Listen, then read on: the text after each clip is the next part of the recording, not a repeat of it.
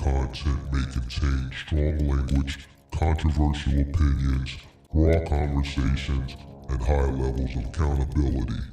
This channel covers business, culture, economics, current events, and real-world commentary.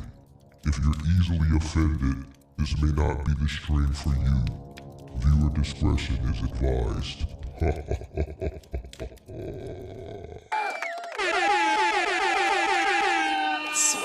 What up? What's going on? If you guys are in need of commercial insurance for your trucking business, there is a link in the phone number in the description below for LogRock. You're up for renewal and you are looking for a more affordable commercial insurance solution for your trucking business. Link, phone number in the description below for LogRock, partner of the channel. Come on in, make sure you guys hit that like button. Subscribe to the channel, turn on all post notifications. Give me a minute here. All right, what's going on? I know it's been a week on the head. So, shout out to Pippi. Shout out to the moderators in the building. Shout out to Kelvin, MGM Gang. Shout out to Valise, MGM Gang. Shout out to Chris P in the building. What's the deal? Shout out to CTR Logistics, MGM Gang. Shout out to Benjamin Crooms representing the MGM Gang. Shout out to D. Shout out to D Block representing the MGM Gang. Shout out to Ben Uzi representing the MGM Gang. Shout out to Jets Investments. What's going on? Shout out to Frank Sinatra in the building. Shout out to David in the building. Come on in, make sure you guys hit that like button, subscribe to the channel, turn on post notifications. It's been a week. I haven't done a stream in a week. Yeah, it was last Tuesday. So today is Tuesday, so it's been a week. Hope everybody had a good, safe holiday, Memorial Day weekend. Hope everybody is safe. Hope everybody is healthy. Hope everybody is prosperous. What's going on? A lot going on in the world. But we'll save a lot of shit that's going on in the world for another day. I kind of want to get in and get out. Today, I'm going to try to make it my business to get in and get out. I was going to react to a few comments, but I think I'm only going to react to one or respond to one because then I want to get to the reaction. And I want to be done in 2 hours. Like, you dig what I'm saying? I don't want to go over 2 hours today. So what's going on? Shout out to J. Cole in the building, representing the MGM Gang in the building. All right, boom. So boom. It's been a week. I haven't done any streams.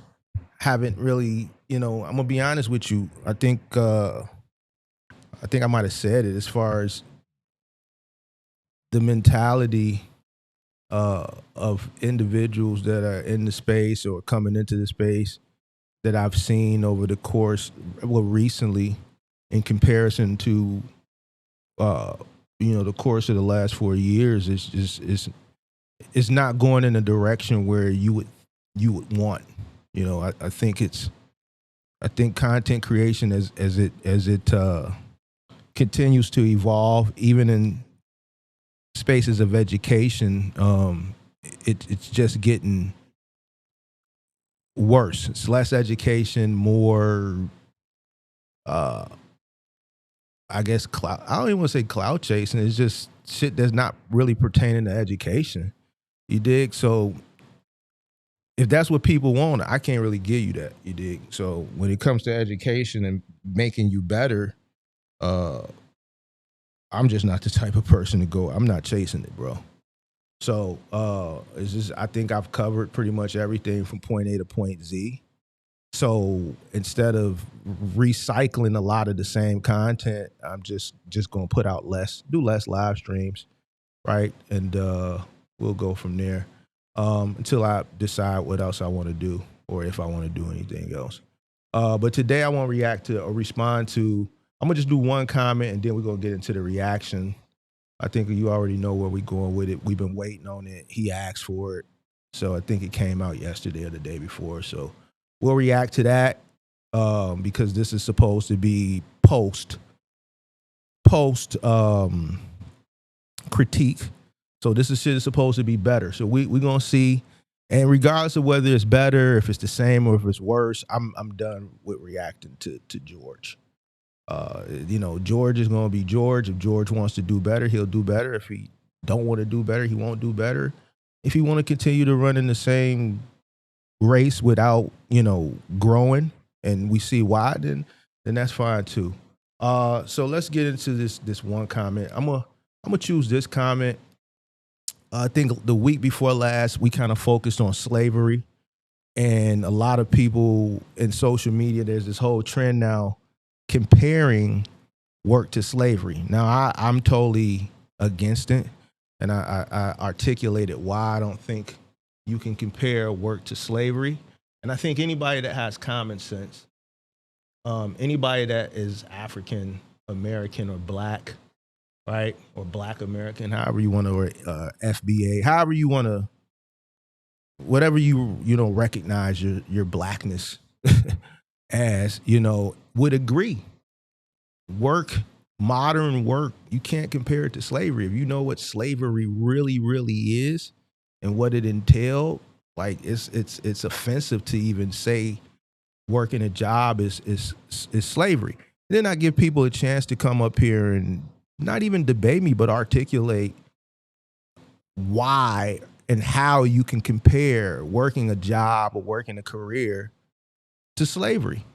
No one ever takes me up on that. And I understand why, because to be honest with you, there's no way to really do it. You dig what I'm saying? You're going to make a fool out of yourself because you're saying something based on feelings because you're in a situation that you don't really want to be in for whatever reason, all right? But nonetheless, let's get into this shit. This particular individual, and this was today, so this wasn't one of the ones I was going to respond to, but this is probably the most important one, so we're going to give this one priority. We're going to give him preference, Mr. Matthew Carter. Mr. Matthew Carter, in one of the videos we did like 2 weeks ago, I think was talking about the gig economy collapsing, but I reacted to a guy who was comparing work to slavery. Now, Mr. Matthew Carter comes in earlier today and says work is slavery. But first of all, Mr. Matthew Carter, if you're going to come and you're going to challenge, you got to make sure your punctuation and your spelling is correct. You dig what I'm saying? Work is slavery, but we know he meant slavery. Work is slavery. Definitely. Work is slavery, definitely. Definitely not lazy. So work is slavery, definitely. Not lazy or cry.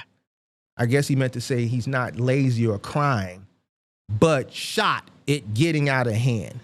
I guess shot is supposed to be shit. But shot it getting out of hand as a black, I'm disappointed in how you say that and I'm gone. So let me read it how he really wanted to write it.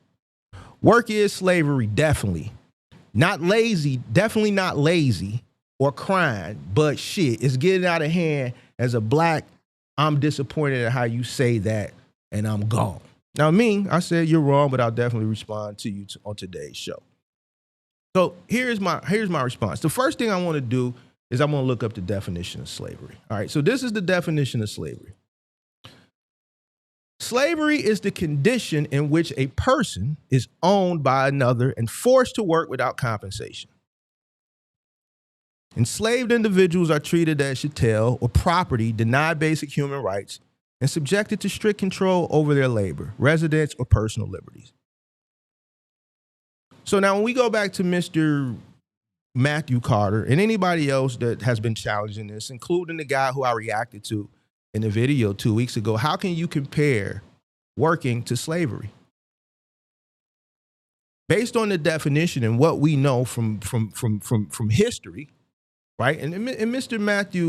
Matthew has a salt and pepper.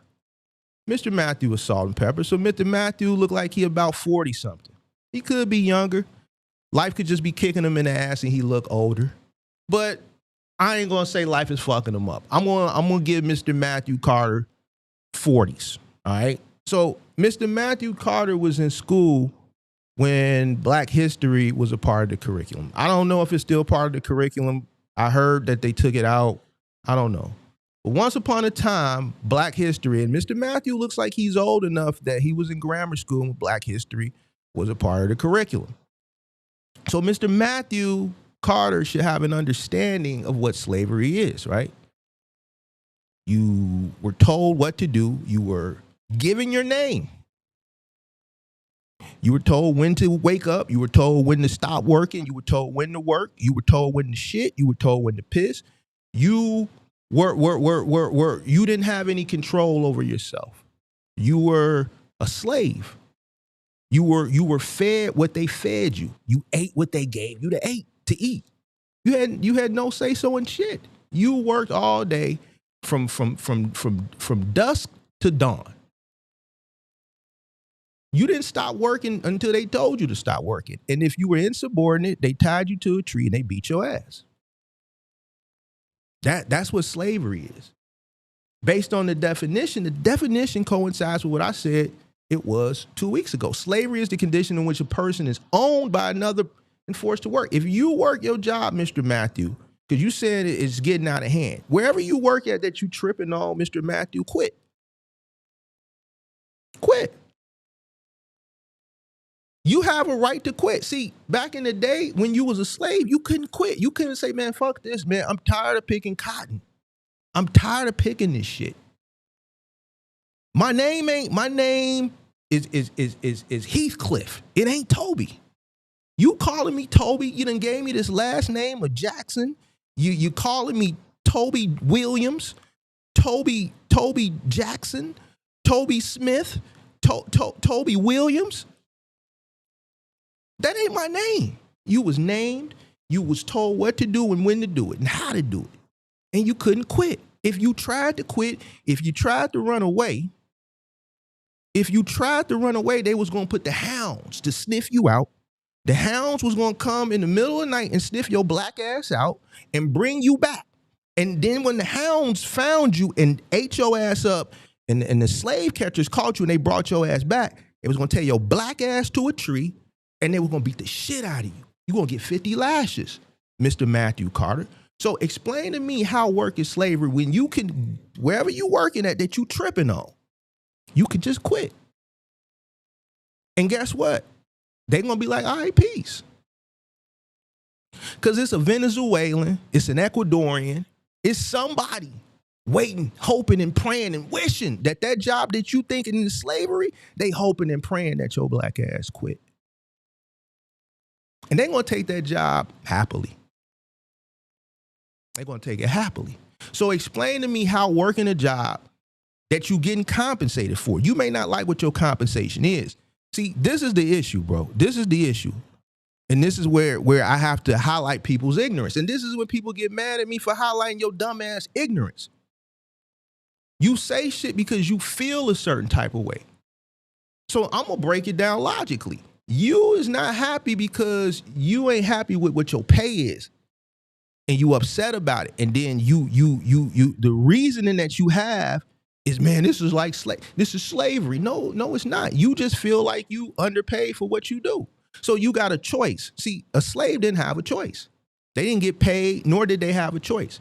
See, you could quit. Now, when you quit, you might be fucked up out here in these streets. You might not have no money, but you still got that option. See, they didn't have that option. You could literally quit and not have no money to pay your bills, but you got that option. See, they didn't have that option. You can quit and go work for another job. See, they didn't have that option. If they quit, or the only way they could go work for another job is if another slave owner came and bought your black ass from the current slave owner. That was like switching jobs. Toby, I like Toby. I like that nigga out there in the field, that black ass no. Yeah, the one that he picking hella cotton. I want that nigga right there. How much you willing to sell that nigga for, Mr. Williams, sir? Well, you know, that's a goddamn good ass nigga I got out there in the field. I really don't want to let him go.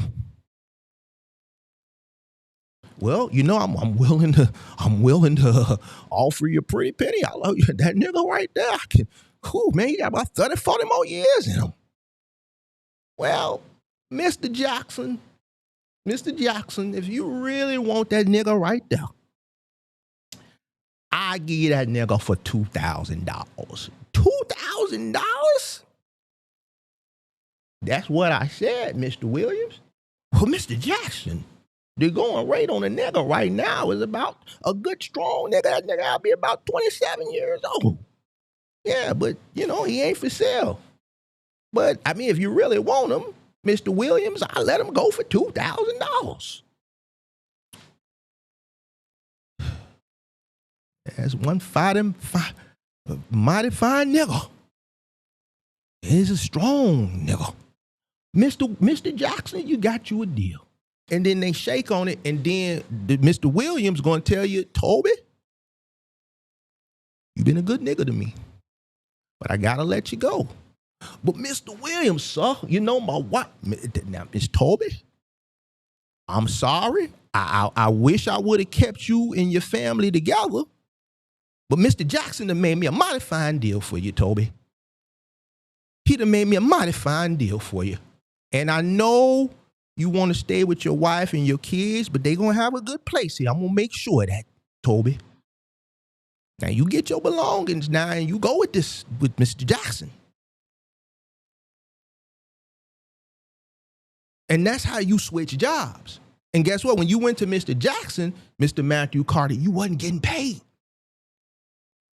You wasn't getting compensated. So you went from one slave master to another slave master and you worked all day for free. And if you didn't want to work, you got your ass beat. So explain to me, since you want to, and then you want to end it with you disappointed in what I'm saying as a black man. I'm disappointed in your ignorance. I'm disappointed in you as a black man, that as a black man, you don't know your fucking history. I'm disappointed with you as a black man, understanding what your ancestors went through. You would compare going to work and being paid with the option to do what you want to do to slavery. When your ancestors, they didn't have that freedom. So you disappointed for me as a black man for selling the truth and being smart. I'm disappointed for you as a black man for being lazy and ignorant. Everything you saying you not, you is. Everything you saying you not, you is. If you have a salt and pepper beard, that means you should be well along in your way, in your journey in life. You should be either halfway there, 3/4 of the way there, or damn near there. You, a person who with the salt and pepper, shouldn't be complaining about work. You should be on your way out the door. A person of your age shouldn't be complaining at this point in life about work. You should be on your way out the door. So this is what I'm saying. When you come in the comment section and you thinking you cooking because you can't think for yourself. See, what it is, Mr. Matthew Carter, you can't think for yourself. You go with what the internet say, and then you just join in on the bandwagon. Then a nigga like me will come back and cook your ass and make you feel bad. Because, see, I would never, ever compare work, no matter what. Big Mark could lose everything today and go work at McDonald's, and I won't compare it to slavery. I would say, you know what? I have a skill set that's way above this, but I got to do this right now to get back to where I need to get back to. But I would never compare being compensated for a job, even though I know that my skill set from a mental, physical mindset is way above what I'm being paid. It still doesn't equate to slavery because I'm being compensated. I can leave. I wouldn't disrespect my ancestors like that because you can't. It's not comparable. You are a fool, Mr. Big Mark calling you a fool because this is some ignorant shit. This is ignorance. I would expect this from a YN. You know why I would expect this from a YN? Because from my understanding, I don't know, they've taken Black history out the curriculum. So you know what? They probably don't know their Black history. They probably haven't taken the time to watch movies like Roots.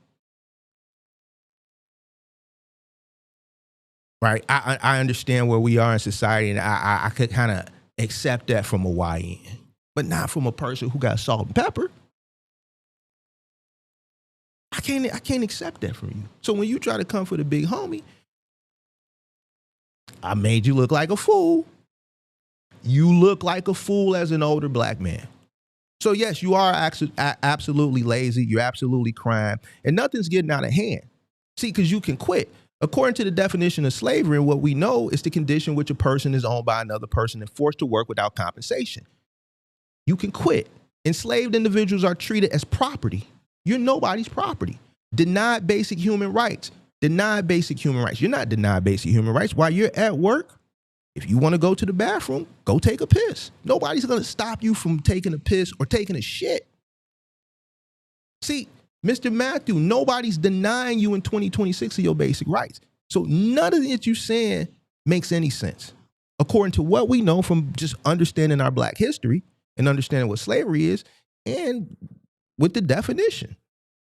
And subjected to strict control over their labor, residence, and personal liberty. See, you don't live on the plantation. If you work at McDonald's, you don't work and flip the burgers and then go in the back room on a cot or a little pallet mattress and lay on the floor. You take your black ass home.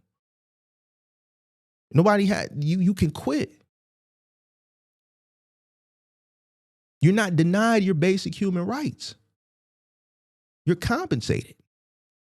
If you feel that you have a skill set or a knowledge base that's higher than whatever it is you're doing, then go get more. That's it. Anybody that comes in my comment section and says ignorant, dumb shit like this, I'm going to give you that work. I'm going to make you look like a fool. Because it ain't people out here on the internet doing it. Everybody on the internet doing a bunch of dumb shit. That's what's keeping you in the same mentality. Saying dumb shit. Because you're a follower. You don't think for yourself. See, I would never coincide with no nigga shit like this because it's foolish. I'm going to be the person that tells you what it is, and it's not going to be the popular thing. Why? Because what I've come to realize from doing content is people don't think logically. People don't know their history. People are willing to say whatever else, whatever it is that everybody else is saying, just to be a part of the conversation until a nigga like me comes and highlights how fucking foolish you sound. So, Mr. Matthew Carter, this one's for you. Don't ever come in my comment. And as a Black man, don't ever compare working a job to slavery, because it's not. If you feel enslaved, or if you feel like you working somewhere and it's not worth it, just quit. Because your ancestors didn't have that option. And I'm done with you. All right? Hope you enjoy that work. Don't watch it around your bra, neither. Don't watch it around your girl. You dig what I'm saying? Don't watch me cook you around your girl, man. All right, let's get into this George shit. Let's see what George talking about. And George, this is the last one I'm reacting to you. I'm not reacting to you no more, George. So this is the one you've been waiting. You told us to wait for. You said, Mark, I listened to you. We got it right. We gonna see.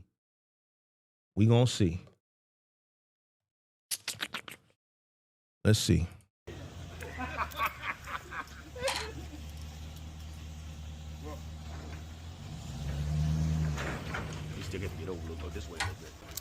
Now, first things first.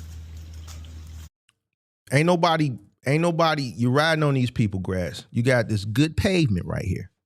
You got good pavement. Now the truck may be it still may touch that grass a little bit, but this right here is ridiculous. Ridiculous right here. But see, I hear laughing in the back. I don't hear nobody saying, get over, line it up, tearing these people grass up.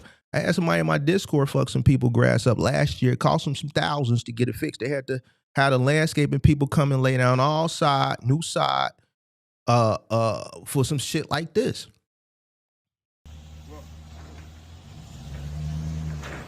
You still get to get over a little, go this way a little bit. He finna knock off they little night light that light up. Good morning to you. Good morning. I hurt myself, man. I see that. He looking. Fell down the You're stairs. supposed to be the supervisor. I fell down the stairs. Oh, man. I ain't fall from the top, but I thought it was at the bottom. All right, you missed that last. He finna. Yes. So he hit. Oh, woo, he close to All that. right, he's still going to have to go You gotta that get- way. Oh, yo. Now you hear the customer see it. See, George too busy talking instead of paying attention to this right here and the customer looking. You got to come on Mars side some more. Second of all, I'm going to be honest with you. Some people ain't going to like this. Look at the driveway. This cobblestone driveway. These cobblestone driveways, it's best not to pull the truck up on them. If it's not like asphalt or like concrete, these cobblestone driveways, they're not as sturdy as like asphalt and concrete. So I wouldn't even pull the truck on this type of driveway because of this, all right? Because of the cobblestone, I wouldn't even have the truck. I would just literally have the truck parallel to the curb and they just do the long carry.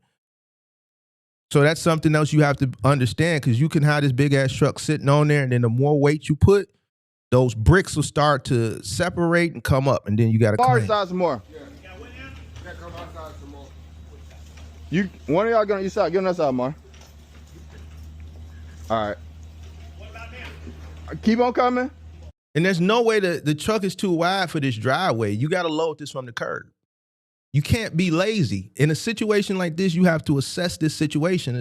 It's a cobblestone brick driveway. You can't pull the truck on there. You can't. My company, you can't. Keep on coming. Now line up. Turn straight. It's just too much. It's too much risk because of the driveway. The narrowness of the driveway, the lights, it's just like slow. Tell me what's slow. All right. Go up just like an inch and turn left. A little bit more. Right there. Now turn back. Come back to Amar way just a little bit. Yeah, come our way a little bit.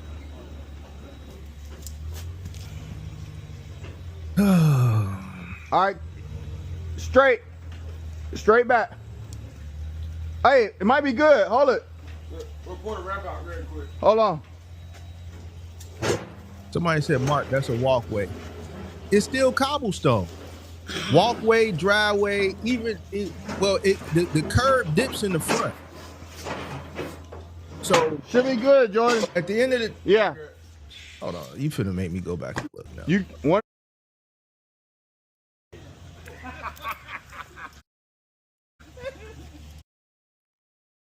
So that's a dip right here.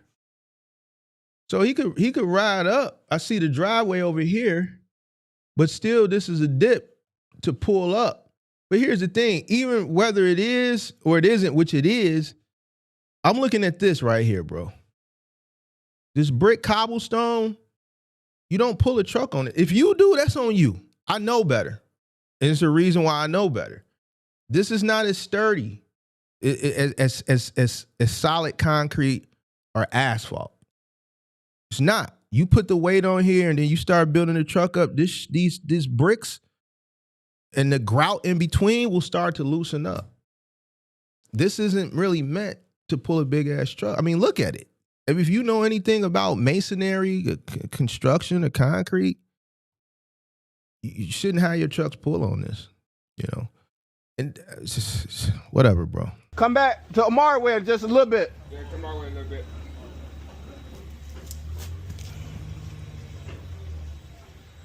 All right. Straight back. If this was my house, I wouldn't want this because I know what a big ass truck can do to this. All right. So. Hey, it might be good. Hold it. We'll pour the wrap out very quick. Hold on. George is disappointing that you're, and I'm going to call it what it is lazy. You supposed to look at this and you supposed to know. It's some lazy shit. Now what you gonna do with the ramp?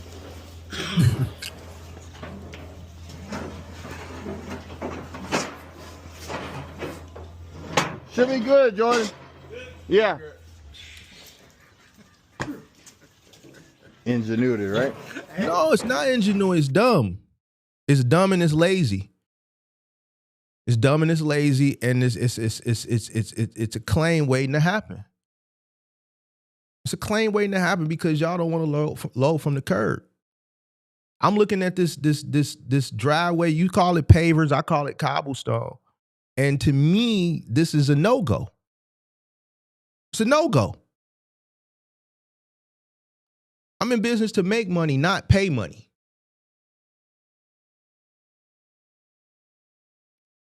You know, so. That's exactly what I was doing with my truck. Yeah. Except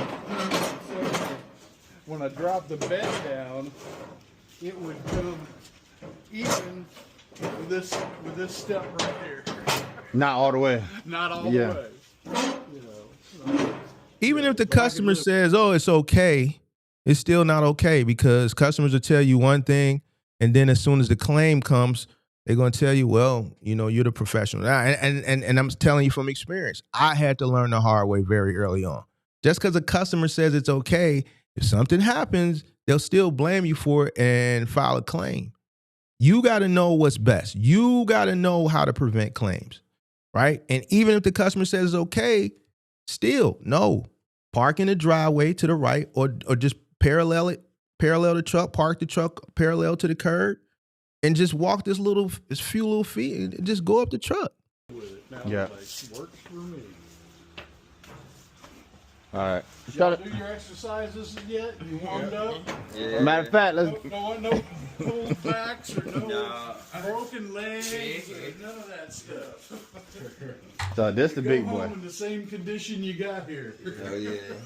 This the big boy. That's the big boy. And then this right here. This right here. This thing right here too or no? Yeah. This right here. Yeah, and that's two-piece. It's already apart, Yeah. so it'll. And then this the big boy right here. And this dang got jukeboxes, pinball machines. Just this in here, right? They got a bunch Pinball of and that. old. Thought I was gonna get have fun with this stuff today. How you do this yesterday? My leg. No, I did that on Tuesday. Tuesday. Mm-hmm. Got a commission since Tuesday. Mm-hmm. It happened Tuesday morning. I still had to finish the day. That was in the morning. Man, it do not take two people to rap this, man. It's a one-man You ain't rap, call bro. me today. It I takes was gonna one let him man. It come don't to take three men to rap a pinball machine. It take Listen, one Peter. man. Well, at least I still. No, One man to George, rap. he mad at me though. These other two guys, he called George me and Buddy, as could be 5 rapping times something yesterday else. at They 6 be o'clock in the doing morning. something else. It only takes one man. 6:20, rap, bro. 6:30. Throw the Guess what blankets, you wanna know? take the blankets. What do you go wanna around know, and George? Shrink rap. It's a one-man job, bro. No, do we work? Do we work? Cause we ain't been really working since Tuesday, Wednesday. Now you heard George say they ain't been working. George said they ain't been working. Remember, George made it seem like they was clouded up. What do you want to know, George? When you get paid. No, do we work? Do we work? Cause we ain't been really working since Tuesday, Wednesday. You ain't even know what? We ain't worked that much since Tuesday and Wednesday. But I'm like, you were late Monday, Tuesday, Wednesday. Now you calling me on. All right, so what is George doing? George is talking about another employee, one of his employees, to other employees. Y'all hear what George doing? He's having a conversation with employees about another employee as the boss. All right, so here's something. No, do we work? Pay attention. Just pay attention. We critiquing everything now. We critiquing everything. He called me.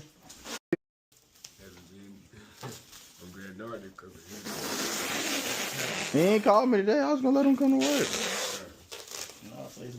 Listen, Peter. Well, at least I still. No, George, he mad at me though. He called me 5 times yesterday at 6 o'clock in the morning. 6, 6:20, 6:30. Guess what you want to know? What do you want to know, George? When you get paid. No, do we work? Do we work? Cause we ain't been really working since Tuesday, Wednesday. You ain't even know what? We ain't worked that much since Tuesday and Wednesday. But I'm like, you were late Monday, Tuesday, Wednesday. Now you calling me on. So you know what it is? I ain't answering. I said, I can't believe this guy. So George having a conversation about another employee with other employees. So right there, that what that does is the boundaries that you're supposed to have as an employer, in between you and your employees, you've removed that boundary. Certain conversations you shouldn't be having with your employees, especially as it pertains in regarding to other employees. If another employee is calling you for work and you guys are on some type of, the slate is just not, it's just rocky at the time, you're having this conversation with like, that's very, very unprofessional. Totally unprofessional. And then, like someone said in the comments, that you're doing it on camera, and not only are you doing it on camera, you're doing it on a job around a customer. He's not on camera, but we know he's on site. He could be in the other room and he can hear.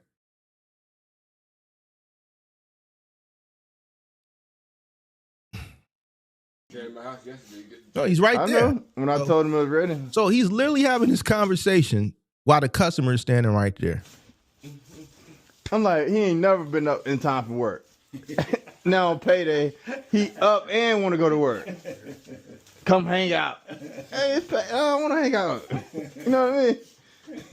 I'm like, I could not believe it. His mama even called me. Oh, yeah. I'm like, yo, it's crazy. Every other day I got to beg him.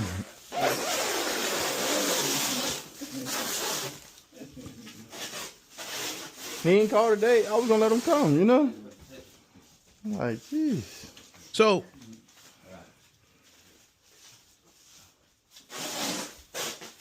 Right there, top. Right.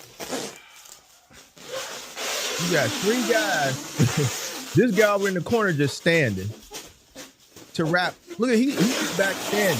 It don't take 2-3 guys to do this. Y'all hand him the shrink wrap, just go all the way around with it, bro. What are you doing?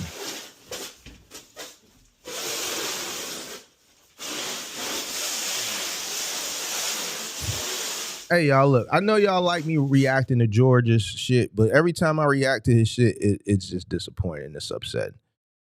I ain't reacting to this shit no more because he ain't gonna never get it. He don't want to get it.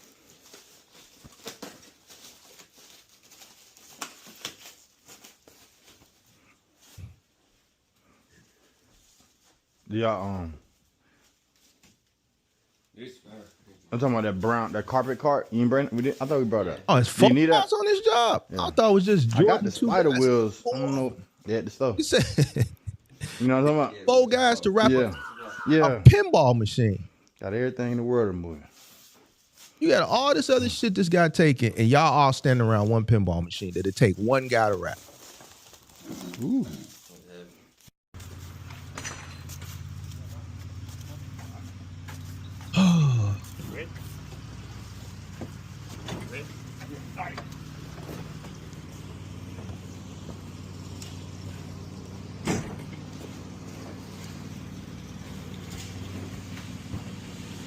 What all got to come here? Just the pinball?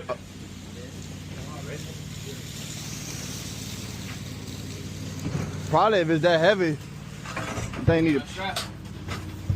Nah, man. Let me see. Nah, if you put it up here, should be good. That's why I had this at my house. I was finna put the things all the way down. Ooh.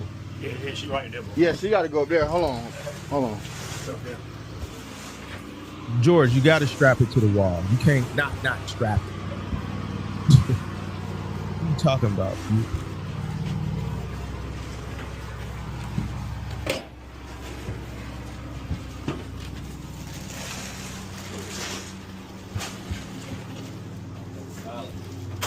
It's a messy truck, messy trailer, George. Yeah, probably it's so heavy. Put on a dolly though, ain't it? Or y'all gonna... Huh? Oh, you ship it. Okay.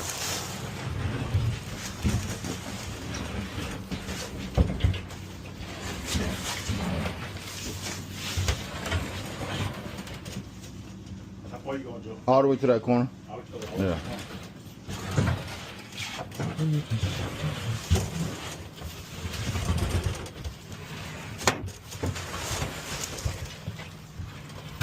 Somebody said they doing a decent job.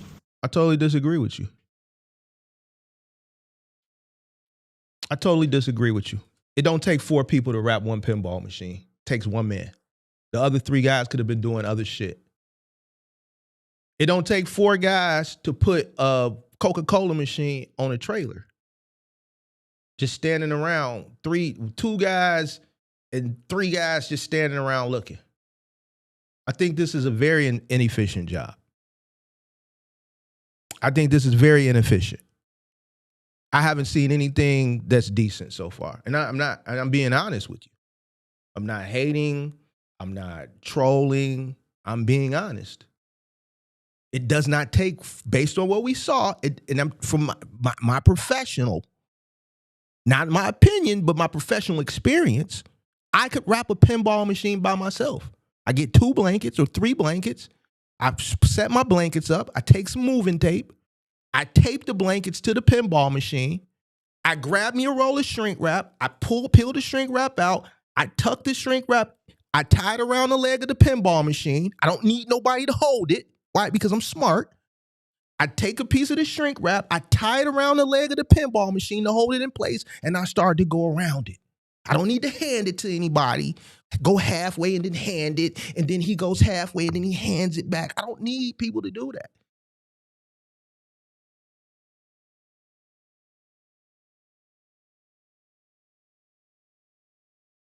It was a 1-man job. It's 4 people standing there.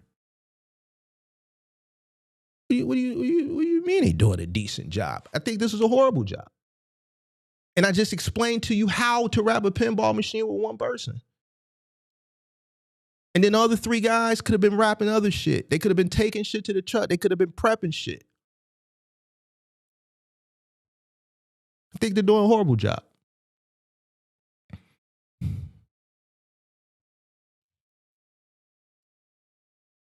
That should be good. You know that? Woo-wee.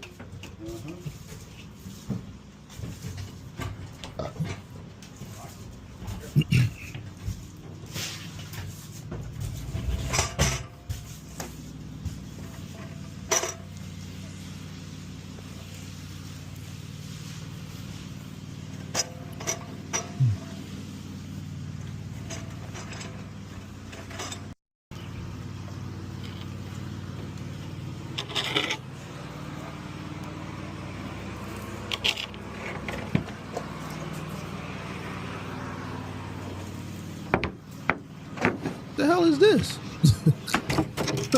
What is this going to do? What is this supposed to be, man? What y'all think? They finna get hurt. That's what I Got a think. carrot. What you finna You do ain't with gonna do this? This little bad piece Snap. of plywood. What is that finna do? That bitch, I ain't know. You can walk down it. No, you can't. Bro, hey, easy. Where your straps at, man? Yeah, Where you your straps at, bro? Where your straps? Look at this. Look gotta at get this. the wheels on it. Oh, the wheels on it, yeah. Look at No, this. Amari, get right here. Yeah.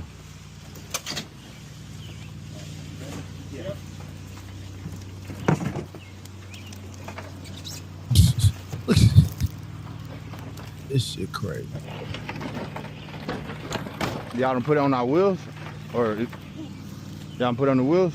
I'm talking about on the big. Oh, you talking about the cart? They could already been on the There's one trailer if that's they would kinda have had high the up. straps on. Could already been on the trailer.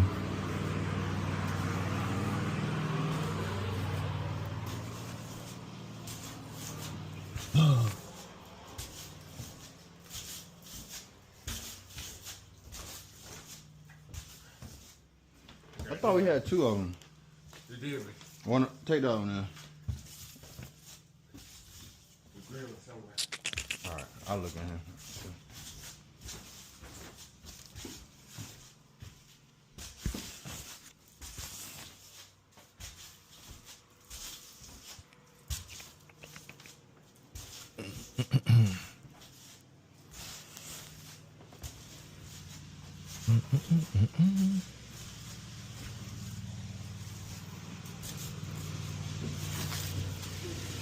Did you have one of these or no?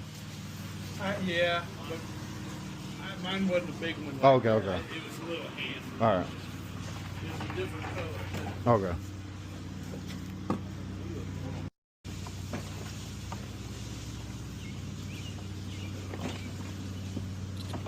This makes no sense. You're supposed to pull the truck out or the ramp. The ramp. Okay.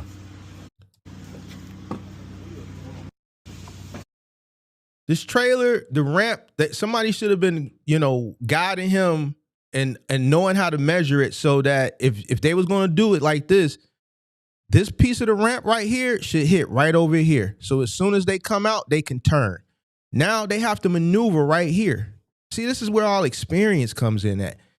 Whoever was driving the truck, whoever was eyeballing it, should have been go, because what they want to do is they should know that when this tailgate comes down, it should drop right here, right over here where he's standing. Not here, right here. So as soon as this shit roll, they can roll straight out, turn, and go up. Now they got to maneuver back here to go up here.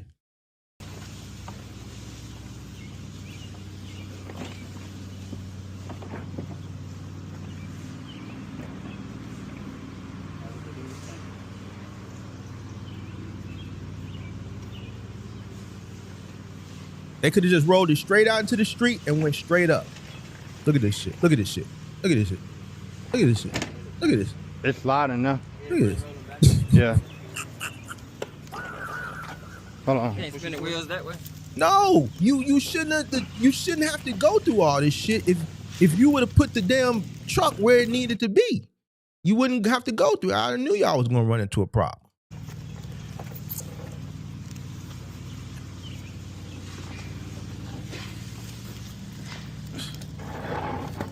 All right, let's come out from that trailer. You ready? 1, 2. 1, 2. Yeah, I think come this way. Right. This is 7 years, ladies and gentlemen. Man, Mark, I've been doing this 7 years.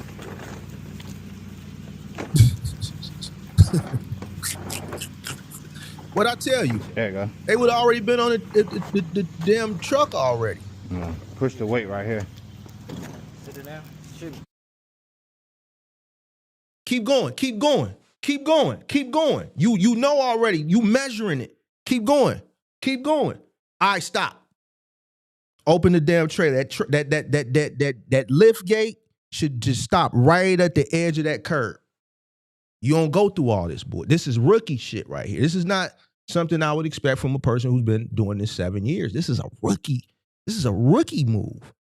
You want to put the tailgate and block the drive. You want to go down the driveway 90 degree up. Not 90 degree, then 90 degree, then up. Come on, man. What we talking about? Go down. Yeah. Damn. We got another one of them. Must have been. There's a blue one. It's in the truck. Yeah, you did. Okay. Try to get on there real quick. Oh, bro. Shit is upsetting, bro.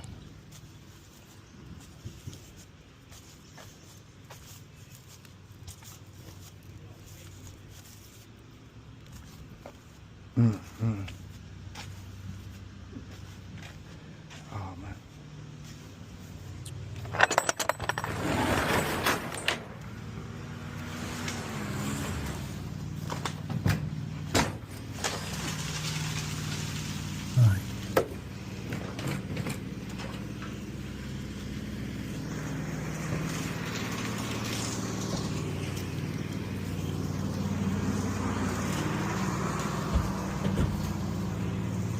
Didn't George say he don't live in the country?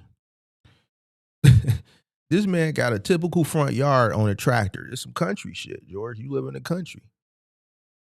You only see this shit in the country. You don't see this shit in the city. And this is a typical front yard. This man got a tractor. What are we talking about, George? You a country guy.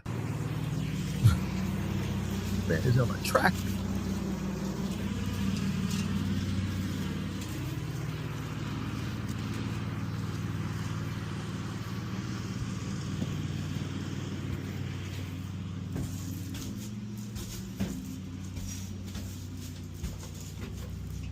Damn, George, y'all don't fold the blankets and throw out the trash from your previous jobs. Y'all just leave the truck. You back doxing people again, George?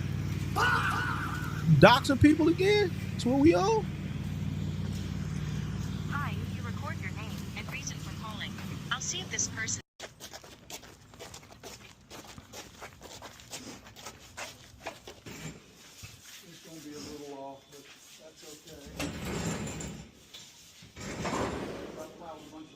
furniture up against the wall.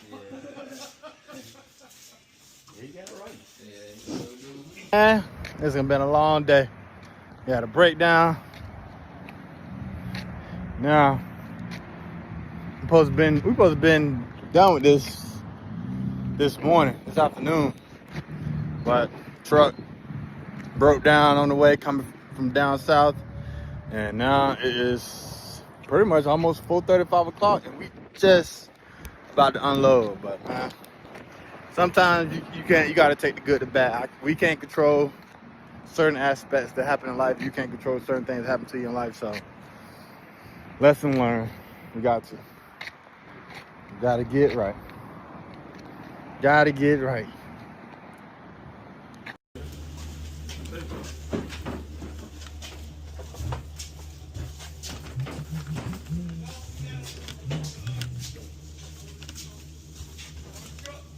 What's all up? We gonna start bringing them lemons in here? Yes, sir. Yeah. We gonna put it right now. This is a clock or something. Yeah, that's all. Okay, bring that right now. We gonna leave the break. Big boy. You done call big boy? Oh, this is a different job.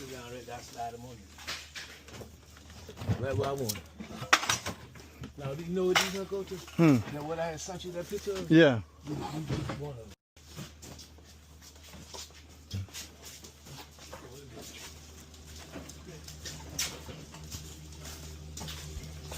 For a month now. Yeah, I go back to that doggone pig feed and stuff like that. But when it's time to go to him, it's a whole different thing. What you do? Stop, cut it out. I cut all that greasy food out. Like when I get back on the 29th, Yeah. I got to go to him at 4 o'clock. So I got to go find me some soursop and drink. Some what? Soursop. It's a juice. And what it do for you? It helps your blood pressure and all that stuff. Oh, You have meringue. Google meringue tea. okay. Google that. And Google soursop. Sour sauce. And Google that. Hey, Fred, did you just share that video or you get to watch it yet? I watched it. I shared it. No, I was saying, did you watch it? Okay. I watched it. I like that. Yeah. What was it like, y'all? Let the finish watching. She ain't paid yet. Yeah, we're good to go. She happy. Yeah. Now she happy. I'm gonna go get her a hug. Yeah, she said. She got me though. When I went there the first time. Well, she said she just mad she left stuff. But I told her, what I told her was, you didn't overpay. That's what I'm trying to let her know. Like, you was going to get 2 pods. And I was really trying to help her because this one going to fit in. 2 pods gonna cost some money. It wasn't going to fit. Nope. She gonna have to get She's going to need 4, yeah. And then you got to pay somebody to load it Yep. and unload it. Yeah, unload it. Yeah. She gonna call her. I give her a break on the move, though. She gonna call her back. Yeah. But she okay now. End up gonna have to come back to South Carolina. Move, though. No, no. Call her back. Yeah, load it. Yeah, unload it. Yeah. She gonna call her back. I give her a break on the move, though. Is that the old man that worked for George in the other videos that was standing around? Yeah. Call her back. Yeah. But she okay now. End up gonna have to come back to South Carolina.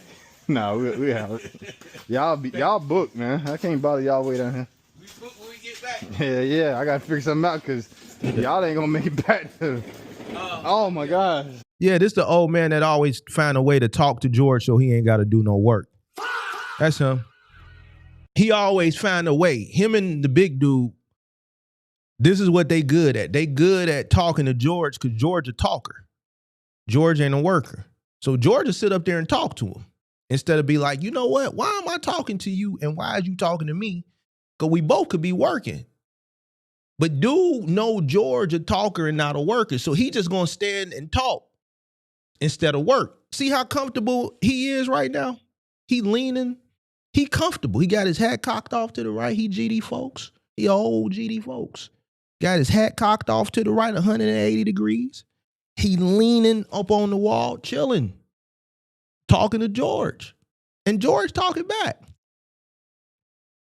He know how to finesse George to get paid and not do no work. And by just talking. We are. Thursday we gonna be out before 4. Yeah, I don't think I got no Thursday, but Thursday. because Friday I gotta go pay a ticket. Wednesday we got 2 jobs. Now he told George, man, I ain't coming to work Friday, George. I gotta go pay a ticket. Now it's 2026. Now I don't know how the country is in middle America, but I'm willing to bet whatever municipality that he live in, he could pay the ticket online. Now he could pay the ticket online because if he would have had to go to court, he would have been like, I gotta go to court. He didn't say he had to go to court. He said, I gotta he said, I gotta go pay a ticket. Now, if that's all you gotta do, I'm pretty sure you can log into middleamerica.gov, countrymiddleamerica.gov, and pay your parking ticket. He don't want to come to work. He don't want to come to work. But I don't even know. I gotta see. This shit crazy right here. No. And unloading. Yeah, unload it. Yeah. She gonna call it. I give her a break on the move though. She gonna call it back. Yeah. But she had. He gonna peek around the corner and look down the hallway to see if they was coming. Nigga, go get you something. Go get something and bring it back. What you doing, Pip? This one gonna fit in. Two pods Two- gonna cost some money. It wasn't gonna fit. Nope. She gonna have to get. She gonna need 4. Yeah. And then you gotta pay somebody to load it Yep. and unload it. You gonna look around the corner, watch this. Yeah. I give her a break on the move though. She gonna call it back. Yeah. But she okay now. You end up gonna have to come back to South Carolina. No, we have it. No. Y'all booked, man. I can't bother y'all way down here. When we get back, Yeah. I gotta figure something out because y'all ain't gonna make it back to. Oh my gosh, we are. Thursday we gonna be out before 4. Yeah, I don't think I got no Thursday, but Thursday. because Friday I gotta go pay a ticket. Friday, Wednesday we got 2 jobs, Okay. but I don't even know. I gotta see. This shit crazy, right? See, me, if I'd been like, you gotta go pay a ticket. See, me, I'd have been like, you gotta go pay a ticket. What is a parking ticket with the city? Oh, man, you know, you could pay that online. Let me show you right here. Let me show you your phone. www.cityofchicago parking ticket pay. You're gonna Google it and see. I'm just gonna put your ticket number right here and you could just pay it with your credit card. I'm gonna see you Friday at 9 o'clock, pimp. I need you at 9, pimp. You could just pay your ticket on. You could just pay it right here online. I need you. I need you Friday. You want me to pay the ticket and take it out your check? You got the ticket on you? How much the ticket? $75? I can pay the ticket right now and I just take it out your check. I need you here Friday. See, George don't know it. George ain't. Yeah. Let me tell you what the dad told you what the white boy said. He said he could have rolled enough Fred him. Huh? He could have left me there to get his job come up. Oh. Now he see how that conversation ended, but then he found a way to start a new conversation. You heard what the white boy said.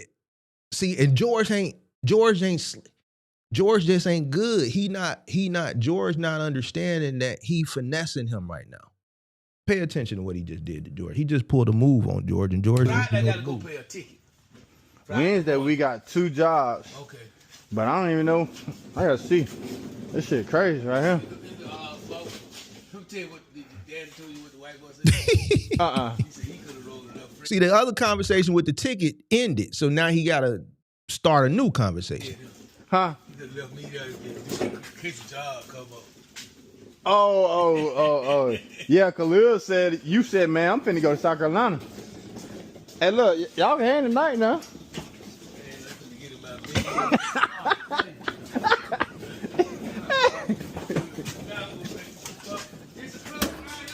Not you in Myrtle Beach. This party city right here, man. If Jordan ain't come, we would have stayed tonight with y'all. Jordan gotta go to work. Big boy, remember we already knew Big Boy. Big Boy just brought one little item in. Big Boy always just grabbing pillows. He gonna grab 2 pillows. He gonna grab something small and tiptoe his way in. Old man just gonna talk his way out of working. Buddy right here, he the only one who really be doing something. He the only one who really be doing something. And then George just be running his mouth. That's it. How many more boxes? Old man gonna say, how many more boxes? Nigga, go outside and look. We would have stayed tonight with y'all. Jordan gotta go to work though. That's all. That's it. How many more boxes? 20 more.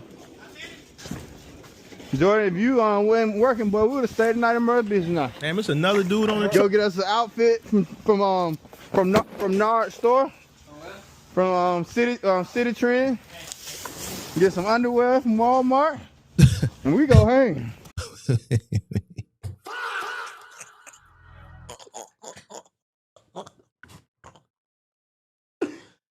Hey, man, this man say he finna go get a fit from City Trends, bro.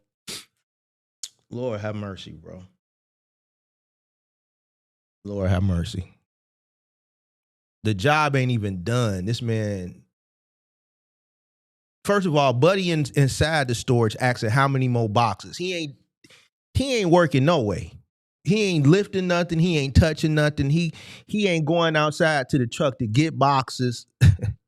He working, running his mouth. Yo, how many more boxes? And here go George, man, y'all working. We could have stayed the night in Myrtle Beach. We could party. We could go to City Trends, and then I could go to Walmart and get me some draws. And we can go hang out. City Trends, bro. Now, listen. Listen. If you shop at City Trends, I mean, but George came on my show, and George talked that big talk. George talked that big talk. Y'all know how y'all be getting on Kirk, the situation. And then I had to hold him and Steve accountable. This is George. Now he came over here and he talked all this big talk.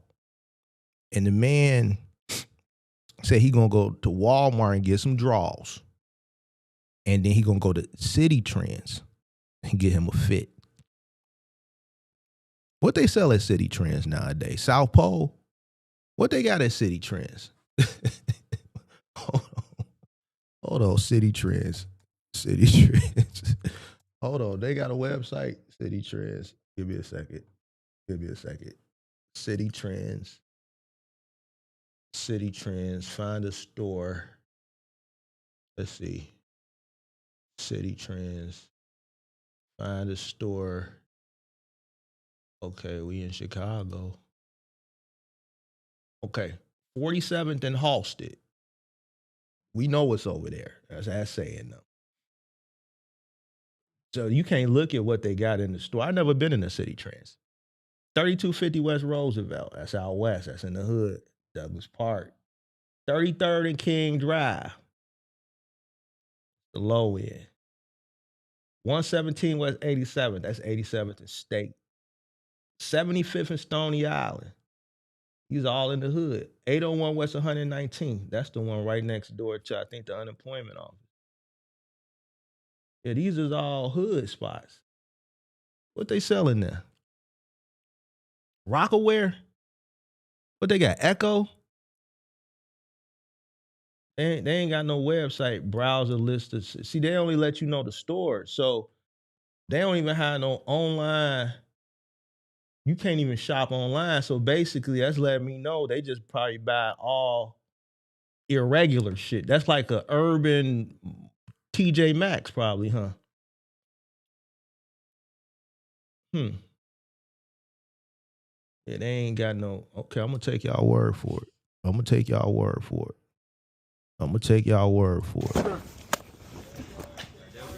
Look, Daddy. This on the mattress? Yeah. Oh, I thought you had two. That's it? Yeah. Y'all sell? He said, that's it. He ain't grabbing nothing, though. He just talking. It's good. Oh, we got some lunches over there. What stuff? Right here. I thought that's going right here. Let me see what they got out here. That should be good for it. Don't knock nothing open. Damn, that's where y'all put the mattress?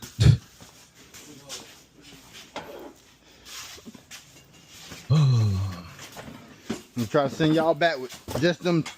Is that y'all knife out there? That's the boxing knife. That's y'all? Huh? Knife? That boxing knife? Where you got it? No, that's her knife. Okay. Give that to her. Okay, so. Oh, y'all saying they got the Polo Assassin? They sell the Polo Assassin at City Trends? The Polo Assassin? That's what they got there? I ain't never been in there. I ain't never been in City Trends. Y'all say they got the Polo Assassin? That's where they get the Polo Assassin from? Okay. All right. This mine. All right, that's her knife. Hey, that's y'all yellow. I think that's theirs in here. That's hers, that knife. I think this. Let me see. Fred, where this come from? That's the customer. And y'all be having reckless conversations in front of these customers, bro. George. This house stuff. I know she looking like, God damn, like this ain't college hunks, bro.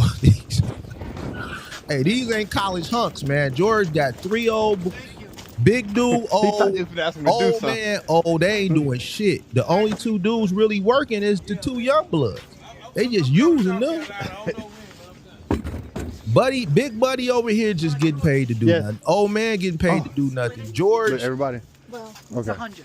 Yes, ma'am. Thank you. She tipped 5 people $100. 1, 2, 3. Whatever you can do. Ooh, somebody missing one. I don't know. Somebody's got to have 5. I don't know. Wait. No, ain't nobody missing one, George. You got to do 5 or 6 divided by 100. What you mean somebody missing one? You got to, whatever she gave you, you got to divide it by however many people. George, Yes. Oh, split it. but everybody. Well, it's Okay. 100. Yes, ma'am. She said split it with everybody. Who you think, George? Everybody. Now let's be honest, George. It was only 2 guys working. The young blood, who was him, and other buddy that was in the swimming pool that day. Old man right here wasn't doing shit. Big boy wasn't doing shit. You wasn't doing shit. And the dude in the black shirt, he wasn't doing shit. I didn't even know it was a 5th guy there until right now. We don't know where he was at because I never saw him. What you mean? Thank you. I didn't know how many guys were coming. 1, 2, 3. Whatever you can do. Ooh, somebody missing one. I don't know. Somebody's got to have 5. I don't know. Get out of my desk. Ooh, you gotta give me 40.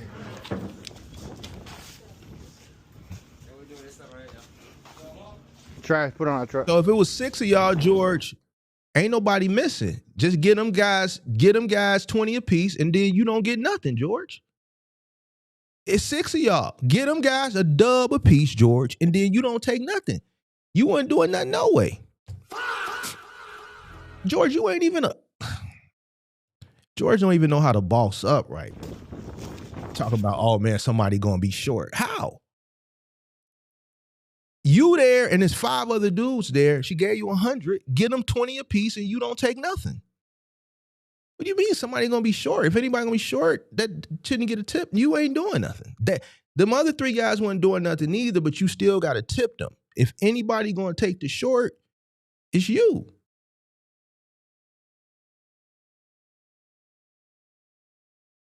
I get $100. It's 6 of us on the job. Even if I'm working like a Hebrew slave, I'm bossed up. I'm not finna try to break down $100 6 ways. If I got 100 and it's 5 guys and it's me on the job, even if I'm working like a Hebrew slave, I'm just gonna give them that 100. Here y'all go. Y'all at 20 apiece. I'm not tweaking on $20, bro. And you supposed to be bossed up. Yeah, man, y'all get that, man. Shit, what are you talking about, nigga? I'm not finna break a 20 down and then have to go get some cents, bro. What are you, like, George, come on, bro. You ain't, see, this is, I'm saying people be telling on themselves. They come over here with this boss talk and then they'll tell on themselves. You telling on yourself, George. Hey, did she give you one? What you mean, did she give him one? George trying to cheat the man out his 20. Why would she give you 100 and tell you, here, split it amongst the guys? I didn't know how many guys was coming. Here's 100. Split it amongst the guys. George trying to keep a dub for himself. George, you fucked up out here in these streets, George. Let me put myself up on the big here. George, is you fucked up out here in these streets because you a little bit too thirsty for this dub? You really trying to keep a dub. You done came over here talking this big talk and you running around trying to find a way to keep a 20 piece nugget. Is you fucked up out here in these streets, George? Because of a 7-year boss ain't tweaking. They gonna do the math. 6 of us, man, I'm just gonna let my workers divide this 100 up. 5 of them will give them 20 apiece. I ain't tweaking on that shit. Ain't nothing. That shit, a boss like, man, that shit ain't about nothing. George gonna go up to the man. Did she give you one? No, she didn't. George, she already. Hey George, what is George on, bro? What is George on, man? George is tweaking, bro. George is tweaking.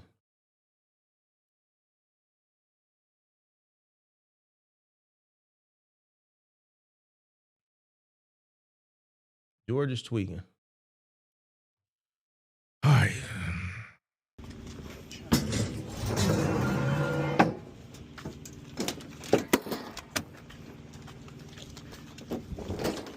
Check. You gonna put this over them blankets back there?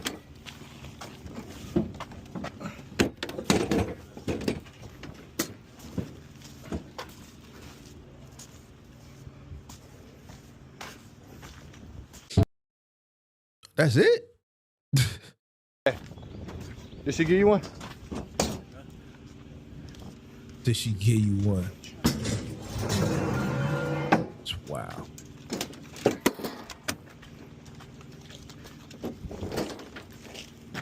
You gonna put this over them blankets back there?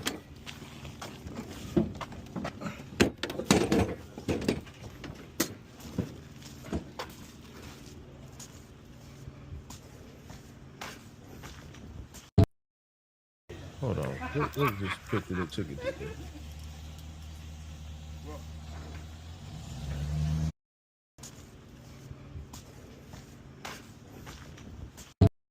Damn, bro, I couldn't touch it. Hold on. Put like a little picture at the end.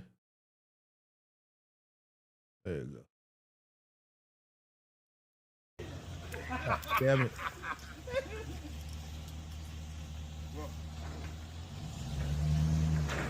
You still get to get over a little bit, this way a little bit.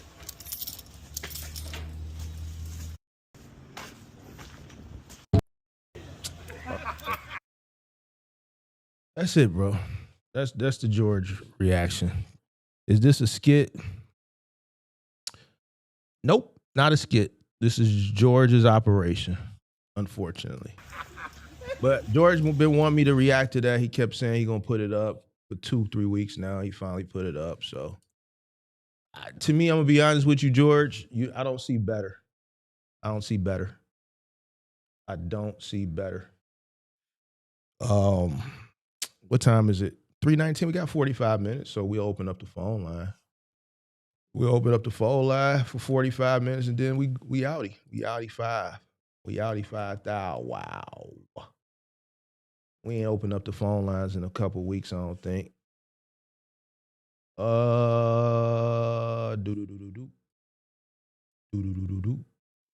open the phone lines up. See if anybody want to talk about anything. Then we gonna get out of here. We're gonna get out of here. Yeedik. All right. 312-772-5483.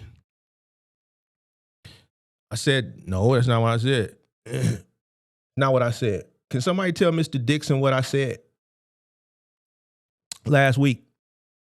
Can somebody tell Mr. Dixon what I said last week? Verbatim. Mr. Dixon or Mrs. Dixon clearly heard it the way they wanted to hear it.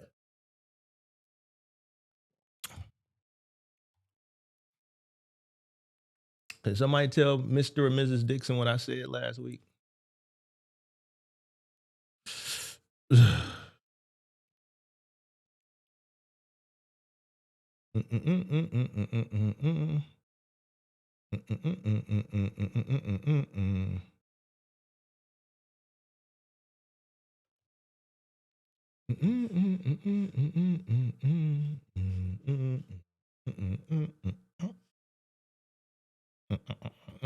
All right, phone number is up, 312-772-5483. Oh.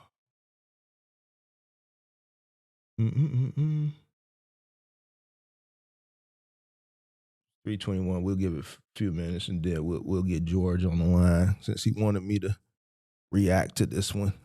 And then that's it. That's it for George. Going forward. at least for the near future.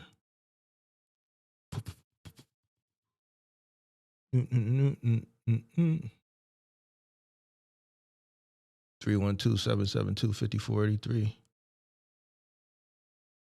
Yeah, George wanted a tip. George wanted that dub. George wanted that dub.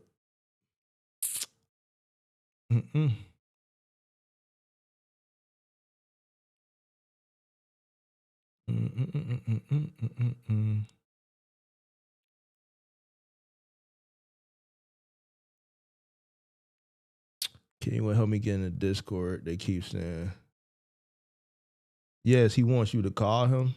He said that? He was in the chat earlier? He was in the chat? I didn't see him in the chat.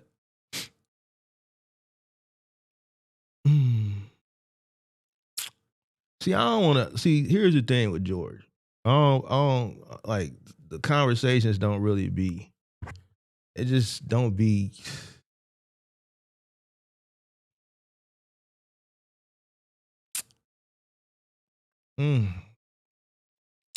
They be hard conversations to have. They be hard conversations to have.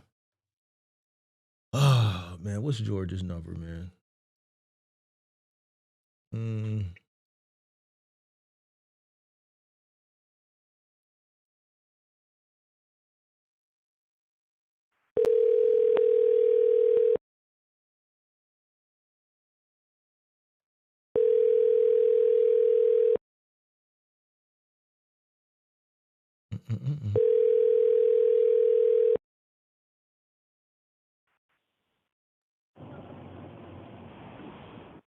Hello?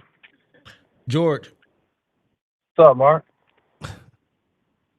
So I reacted to the last video, bro, that we said we reacting to. The one you told me to hold off, because this is gonna be the one that you claim you did everything right. Right? I ain't saying I did everything right, but we got better in the video you watching today.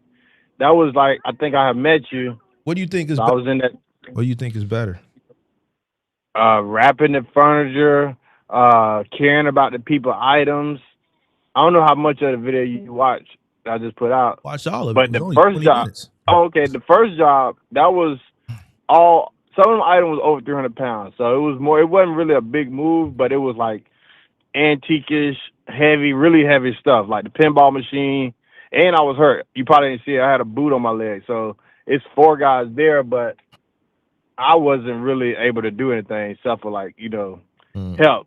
So that job was, it wasn't if I was in, my foot wasn't hurt, it probably been through. Now it still has some heavy items, but it was only 7 items. And then the second job, You didn't that was be there at all, to be honest with you. The first job. well, three sometimes guys I had to drive the trailer. in one vehicle. Like you got what was that, a 26-foot truck you had there, a 16-footer? No, that's a 16-foot. It wouldn't fit in there. So it was too tall. Why do you got a 16-footer and a trailer there? Like one truck would have been because it wouldn't fit. It wouldn't fit in the box truck. So those 7 items that you did the walkthrough wouldn't fit in that box truck.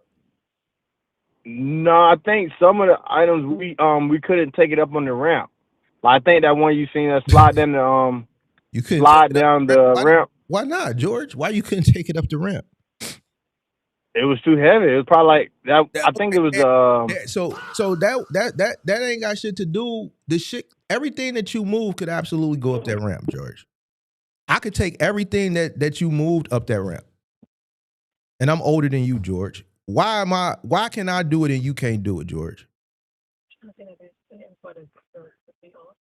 No, it's too heavy to go up that ramp. George, I moved pinball machines, George. I moved. No, not the pinball machine. The pinball machine was the Coca-Cola machine. I moved vending machines, George. I moved Sub-Zero refrigerators. I moved more shit than you, George. I'm telling you, what you moved in that house, if it's in that house, it can go up the ramp. Nothing. Yeah, but it was like it had to come down the ramp too. It was heavy. What does that got to do with anything? That it was a machine you listen to music on. It's a jukebox. It was solid. Yeah, we don't really like.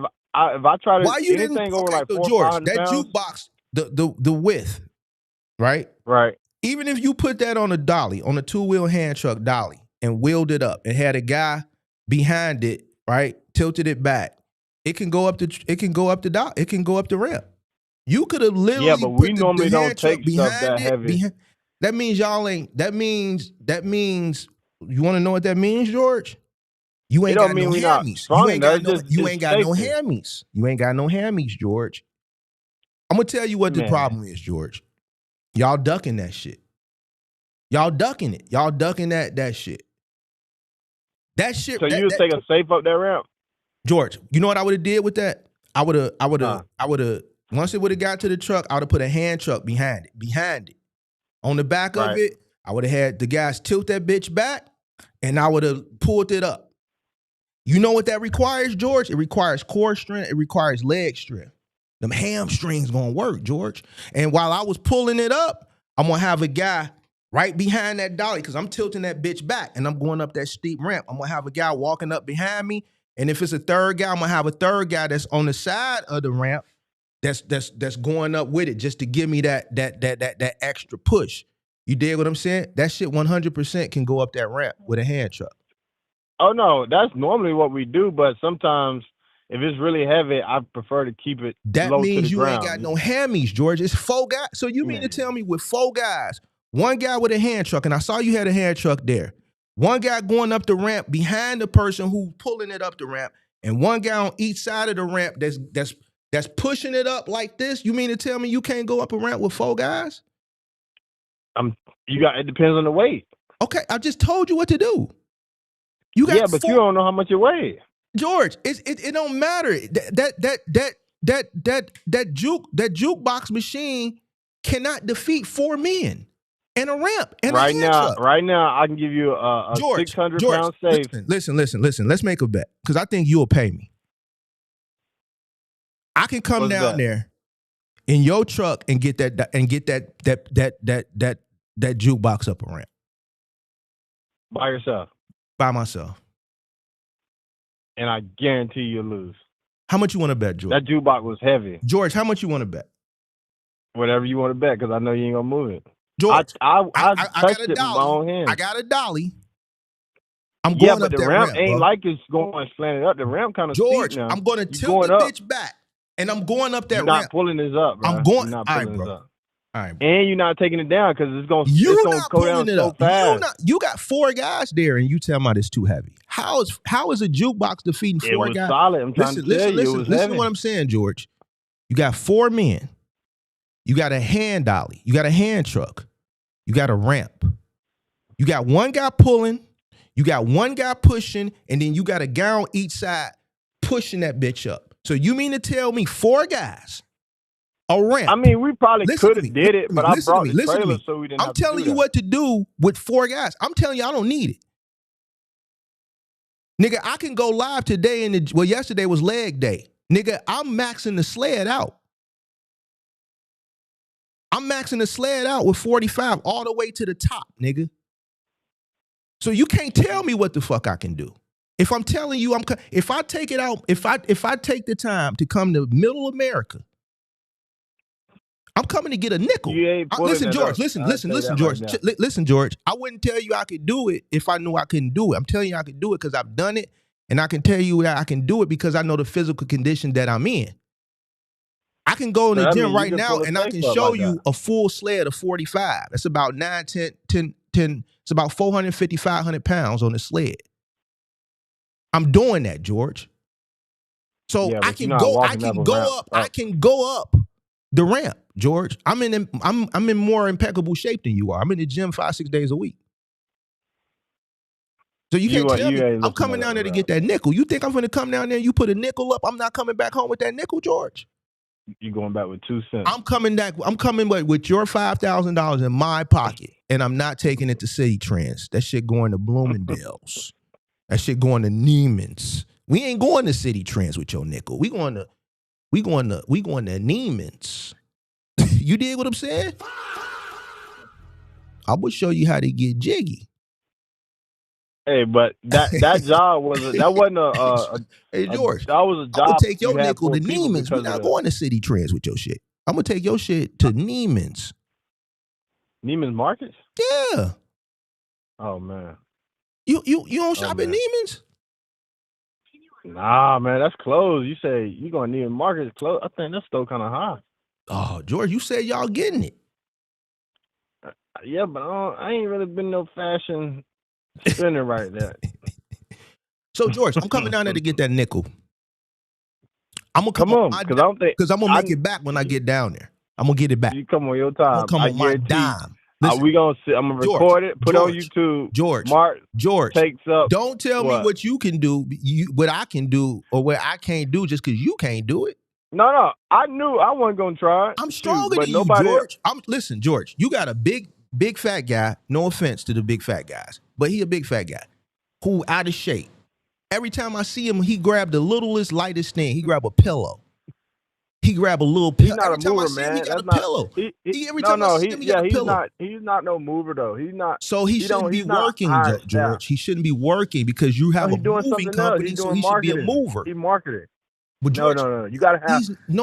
Your mover. You just said he's not a mover, but every time I see him, he's on a moving truck moving. He's a helper. He's a mover.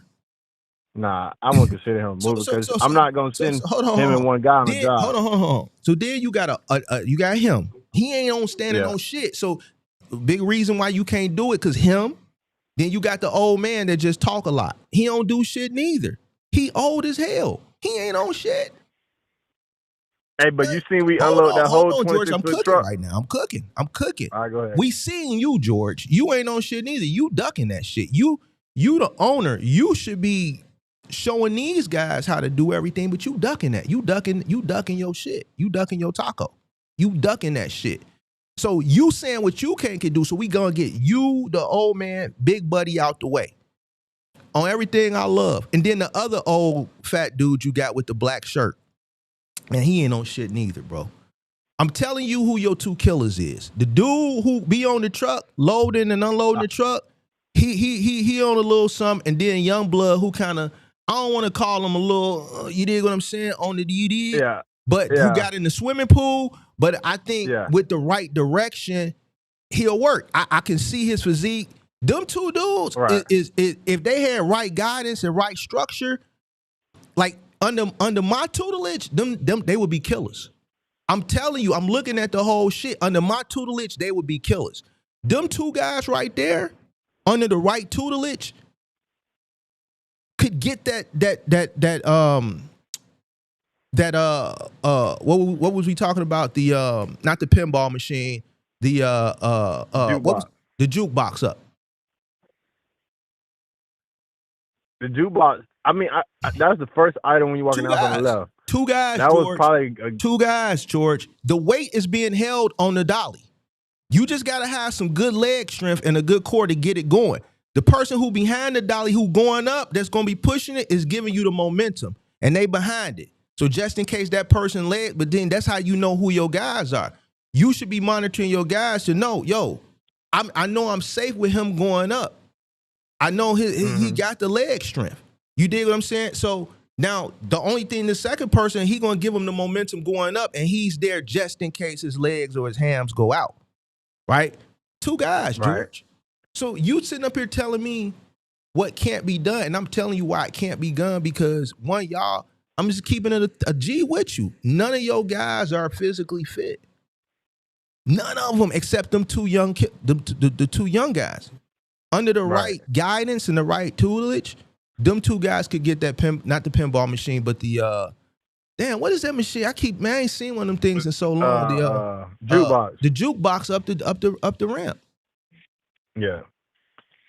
I mean, I ain't saying it can't be done, but a lot of times, like, we move safes. I don't really put 500-pound safes up that ramp, because if that ramp a little bit slippery, a little moist. This a dry day, George. On a rainy day. I know, I'm just saying. On a rainy day, weight. Listen, on a rainy day, yes, you need the extra guys. But what I'm saying, you got 4 guys, George. I'm telling you how to do it. One guy on the dolly pulling it up. One guy behind the dolly pushing, giving them momentum. And then you got A guy on this side that's on the ground, a guy on that side that's on the ground that's pushing it up too.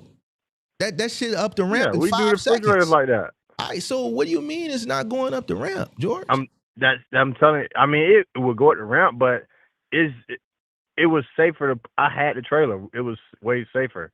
Like, we're not going to do nothing just to prove we strong. Like, no, we it's trying to not work about smart. proving strong. You got more equipment out. You're wasting money. It's less efficient. It don't take 2 trucks to move 7 items. The point I'm trying to make is in this case it did. No, because that dolly, that ramp, y'all niggas ain't on. Y'all ain't got it. So you looking at the short ramp versus the tall ramp.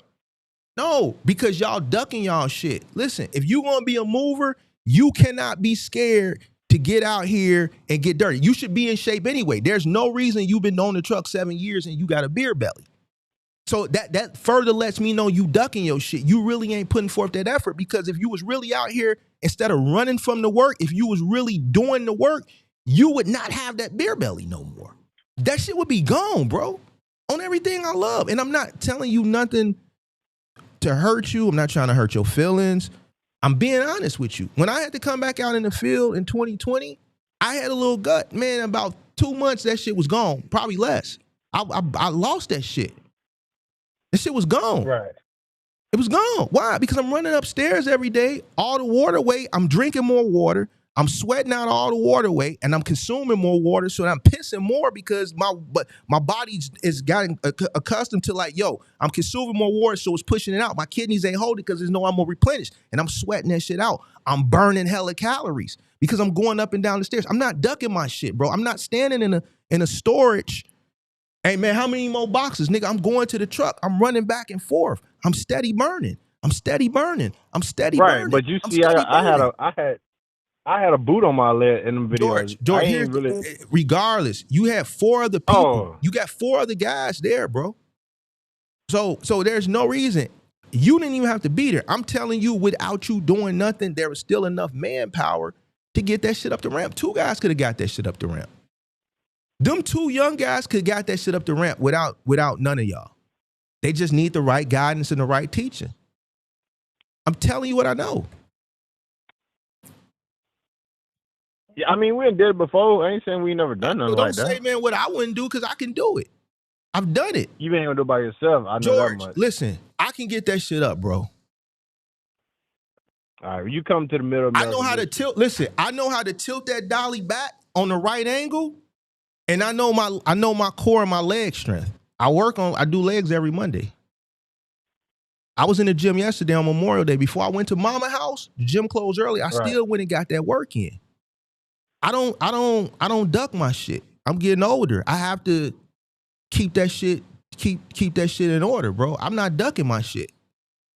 So what was the good parts of this moving job? What good parts did you see? I know it wasn't all bad. It's getting better every video. I'm gonna be honest with you, George. I'm gonna be honest with you. What? Nothing. I heard the people in the comments said it's nothing, pretty decent. George. Somebody I'm gonna said keep it it's 1,000 with you. I'm George. I'm What? keeping it a buck with you. Nothing. We could listen from the fraternizing with your workers in front of a customer, talking about another employee and the conversations you and an employee had, and you're having this conversation with other employees in regards to a conversation you had with another worker. Man, he want to work and all this done because it's payday. That's not a conversation that you have with workers. There should be a boundaries between you as an employer and employee. And then you're having this conversation right in front of the customer. He's standing right there in the doorway. I think it's very unprofessional. Yeah. I think it don't take 4 people to wrap a pinball machine. I don't think you've seen the scraps on it either, though. Listen, when I critiqued it, I talked. Not only did I say it don't take 4 people, I articulated how to do it with 1 man. So right, but did you see the straps on the top? Listen to what I'm saying. It don't take 4 people to wrap a pin. It takes 1 person to wrap that machine, bro. And I articulated how to do it. I don't need nobody to hold the shrink wrap. I don't need to hand the shrink wrap off. I'm saying the top of it, you can bend it and it'll break off. Listen, so we had to strap it. What? I didn't talk about moving it. I said wrapping it. It don't take 4 people to wrap it. You can't move it without protecting it. I said it don't take 4 people to wrap it. When it come time to move it, then that's when you go call for help. While y'all 3 other people standing around there, one person could have been wrapping that. Somebody could have been wrapping the goddammit pinball machine or the jukebox, the Coca-Cola machine. Somebody could have been wrapping that. It could have been other shit could have been done to make the job more efficient. Y'all standing around, right? But this type of job was only 7 items, and it was that's more. It wasn't about and them efficiency. 7 items. Somebody could have been doing other shit, George. This is what I'm saying. Right, but it wasn't about that because I need to make sure it's done right. It's always about that, George. Time is money. Fuck are you talking about? It ain't about that. By the hour, we doing the George, job. check it out, pimp. See, this is why I can't be talking to you. I don't have time to stand around fraternizing with my employees about some shit, a conversation I had with another employee. I need to get this shit done. Why? Because time is money. Time is money. I'm not trying to be in here. I'm not ducking this shit. They standing around talking to you because they ducking they shit, bro. They could be in the other room rapping. That jukebox could have been getting wrapped. The Coca-Cola machine. There's other shit that could have been done while y'all was all standing in there. All it takes is one motherfucker to go get 2-3 blankets, put the blankets, place the blankets where they need to place, take some moving tape, go around it a few times to hold the blanket in place, take the shrink wrap, tie the shrink wrap around the leg of the goddamn jukebox to hold the shrink wrap in place. I don't need no nigga to hold the shrink wrap until I go around it. No, I'm gonna take the shrink wrap, I'm gonna tie it onto the leg. Now it's holding it in place. Now I'm going around that bitch. I don't need to hand it here and then you come halfway and then I grab it. No, I'm going all the way around that bitch in 0.10 seconds. And then when it's ready to move it, hey, Jim Bob, y'all ready? Jim Bob, I need your help. Come get this. Bring the straps. Let's get this bitch up out of here. Hey, Jim Bob, go get the straps, man. The jukebox ready. It's wrapped. Let's get this bitch up out of here. That's it. Y'all got that jukebox wrapped? All right, let me go ahead. While y'all finishing, let me go get the straps and start getting the pinball machine ready to get up out of here. I'm trying to get this shit out of here, bro. 1, I don't have time to be playing. 2, I'm showing the customers, man, these guys are excellent. I'm showing the efficiency. There's always going to be a sense of urgency. It's a sense of urgency. Hold on. I'm like, you know what? We got 2 other jobs today. We got 2 other jobs today. So I need to keep my shit moving because now I'm using this as a workout as well. So I need to keep, man, how many steps I got? All right, boom. I'm already at 10,000. Oh shit. That heartbeat at 107. Let me see if I can get this bitch up to 125 and keep it there. I'm psyching myself out. I'm using this as, we gonna get out. So I'm using this as a work. I'm psyching myself out too. I'm like, fuck, I'm getting paid to work out. I'm getting this work. Boom. And I'm articulate. Boom. Boom. I'm paying attention. I'm steady moving, bro. As nothing, as every single second, something could be done. I don't need 3 other niggas watching me, helping me wrap a pinball machine, bro. This is, and George, don't take this wrong. I'm just keeping it a buck. It goes back to the first conversation. George, 7 years, I feel like you should be way further ahead. I'm pinpointing why you not. I'm pinpointing why you where you at in 7 years. Mm-hmm. And you could let this shit go on because I ain't gonna react to you. I said this is gonna be the last thing that I'm gonna react probably for a while. I'm not gonna just make you a week. I may come back to you maybe in a month or 2. We ain't even got to the real videos, man. Well, George, here's the thing. You keep saying this is gonna be the real video, and then every time you expect, no, that's close. I think I met you. Every time you expect me to say something positive, I don't because there's no positivity. I'm telling you what you need to do to be better. If there was something positive, I tell you, it all started even with you backing into the driveway. Some people call it pavers. I call it cobblestone. That's a no-no. That's a no-no. Yeah. Well, you know what? That one of them items was really heavy, so we had to push it right onto the truck. So when you see certain driveways like that, like brick driveways, cobblestone driveways, people call them paver driveways, anything that's not solid concrete or asphalt, that's like brick and with grout and shit, those blocks can, like if you put too much weight on that, you'll start to see the break. And then as you load the truck, that's more weight. You can't do that. So from the video, the first thing in the video, I'm like, no, I said no. Like you should have looked at that shit and be like, nah. Oh no, we needed to put up one of them items on there. You didn't need to do going that straight damn to the thing. ramp. No. You didn't see, and that's the lazy shit that I'm talking about. That goes back to me telling you ducking your shit. Because you could have easily, whatever that item was, you could have easily got that shit down the steps and walked that little short distance to the truck with some straps. See, you want to do shit the easy way. You want to back the truck all the way to the stair and run the ramp because y'all ducking y'all shit. That's why you fat boy can't lose weight. That's why the other fat boy can't lose weight. That's why your stomach is big and shit, and you on the truck every day and you still got a beer belly and you ain't busting no sweat because y'all not really getting to that shit. Y'all ducking y'all shit. Y'all ducking y'all shit. Y'all ain't really doing shit. And I'm just keeping it a G with you. The only niggas that look like they really doing the work is the two niggas that's doing the fucking work. Look at his muscles. The two motherfuckers that look like the two motherfuckers that are in shape are the motherfuckers that's actually doing the work.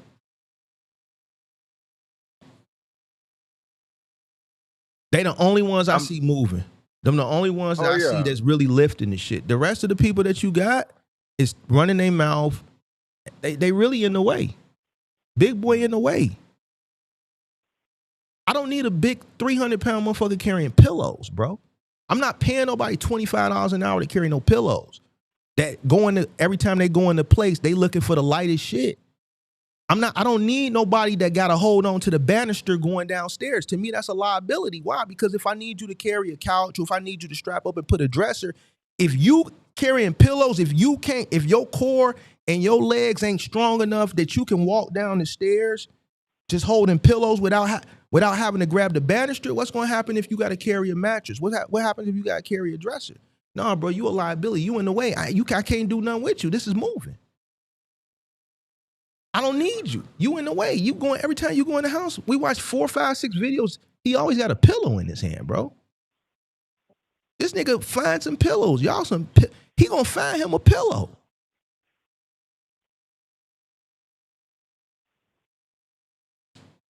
Old man, all he do is run his mouth. What the fuck I need you for?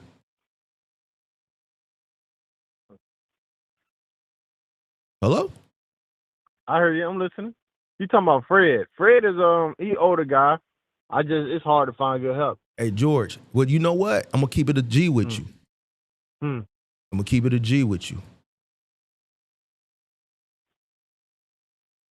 The hardest working motherfucker that I should have seen in these videos prior to you breaking your foot or whatever you said you broke should be you. Should be you. It normally is. No, I disagree with you, George, because I've seen enough of your work that you ain't the two people. I mean, I work smart now. I ain't see George. I ain't out here just see. I had a conversation in Discord with somebody that said that. Here's the thing, George. Working smart is having the correct tools, dollies, moving dollies, hand trucks, hump straps, shoulder straps, piano straps, shit like that. Having the right equipment at the right time for the right job. That's moving smart. Right. You still got to lift, George. You still gonna have to lift some shit you gonna have to incorporate your legs. You're gonna have to incorporate your shoulders. You're gonna have to incorporate your core. It's gonna be some shit that you're gonna have to twist your body. It's gonna be some shit where you might have to change the direction of the item while you're carrying it. You may not be able to set it down. You may literally have it here and you may have to turn that shit here. So now that's going to incorporate your upper body strength, right? Mm-hmm. This the job, bro. I'm telling you as a person whose body, who has worked his body to shit. Them last 3 years, bro, I beat myself up. Because of a situation that you in. But here's the thing, George. If you're going to do it, you got to do it. It ain't about trying. If you're on the job, then and the job entails you work, then that's what the job entails. This is what you say. That's why I can't take it. It ain't about what you not. If you're going to be a mover, then you got to move, George. every time we looking at you, you taking these big jobs. You keep saying, man, but Mark, this shit heavy. Well, stop taking these jobs that is heavy and you know you ain't really about that type of work. Because guess what? You gonna hurt yourself doing this shit the way you doing. Y'all ain't even got no straps. You put a piece of thin ass plywood in a jukebox. What if the shit would have snapped in half? That plywood wasn't rated for What time you talking about? The shoulder straps? the shoulder straps. I would have carried that. I would have carried that jukebox out. You could have put shoulder straps. You could have set that bitch on a 4-wheeler in the house and put the straps under the 4-wheeler and then strapped it so that now when you got it down, it would have already been on the goddamn 4-wheeler. You could just rolled it up. It's plenty ways you could do it, but this is where the experience comes in at, and this is the experience that I would expect a person who prides themselves on being in business 7 years. Like, I would have never went and got a piece of plywood because I would have been in fear of that bitch snapping. That bitch, as soon as we came out the threshold of that house, we going straight down the stairs. We not ducking that shit. All that time you took and hoping and keeping your fingers crossed, that's time, bro. That bitch was already strapped in the house. As soon as we come out, bro, that bitch is gone. Nigga, we gone.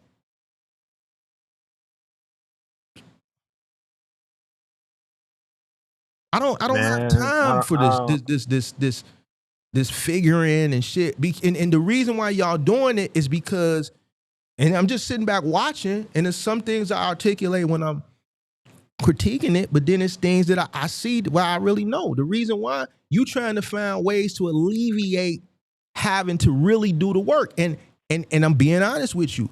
You can't duck lifting it when it comes to moving. You gotta lift this shit, bro. I done been to 2 sports orthodontists. My shoulder, it ain't as bad as it used to be, but if I don't strengthen with these the lats, the shoulders, and like I forget what these is called down here. Like, I have to keep strengthening all this because sometimes I'll feel like the nerve and it'll just feel weak and shit like that. Like, that shit probably ain't gonna never be the same, bro. Fucking around. Do you think was it worth it? Yeah, because I'm sitting here talking to you and you out there on the tail in your 30s, approaching 40s, and ain't nowhere where I was at in 7 years. So if I could do it all over again, I would do it the exact same way. This little shit ain't nothing. I could pay $800 a month for health insurance. I don't care, nigga. I'm chilling. But so you think it was all from the moving, or is the investments from the moving? It was from the moving provided the investments. Okay. But here's the thing. At year 7, I was way beyond where you are at year 7. Right. I ain't putting up past that. Some people. And I'm not talking. Forget the asset. I'm talking about experience. If you really apply yourself and really go about things the right way and really, really work hard, then your guys are gonna work hard.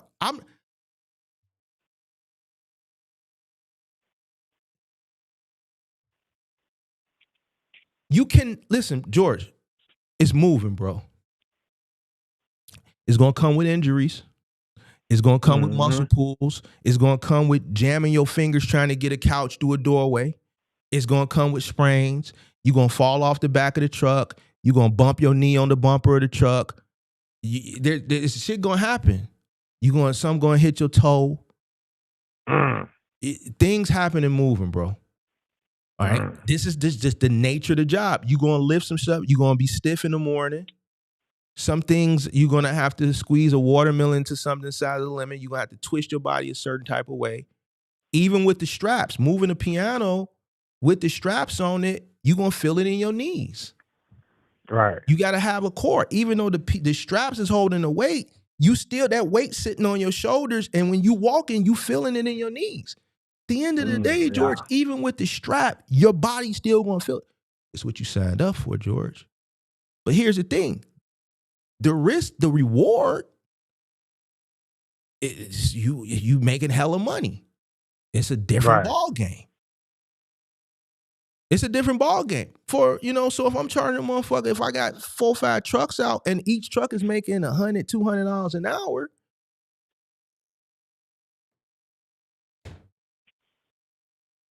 nigga, I got a hot ass shower. I got 2 bathrooms.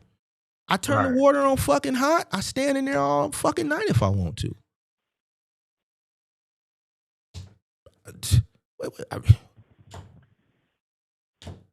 What do you want me to do? It's the job. I'm not. It's what it is. If moving wasn't as lucrative as it is, I would have never continued to do it and build a business around it when I first got into it. I would have used it as a hustle, and I would have eventually took the money and did something else. Right. The work is the work, but the money is worth the work. That's how I feel. Yeah. So, but here's the thing. You end up hurting yourself because you ain't doing it right, and you're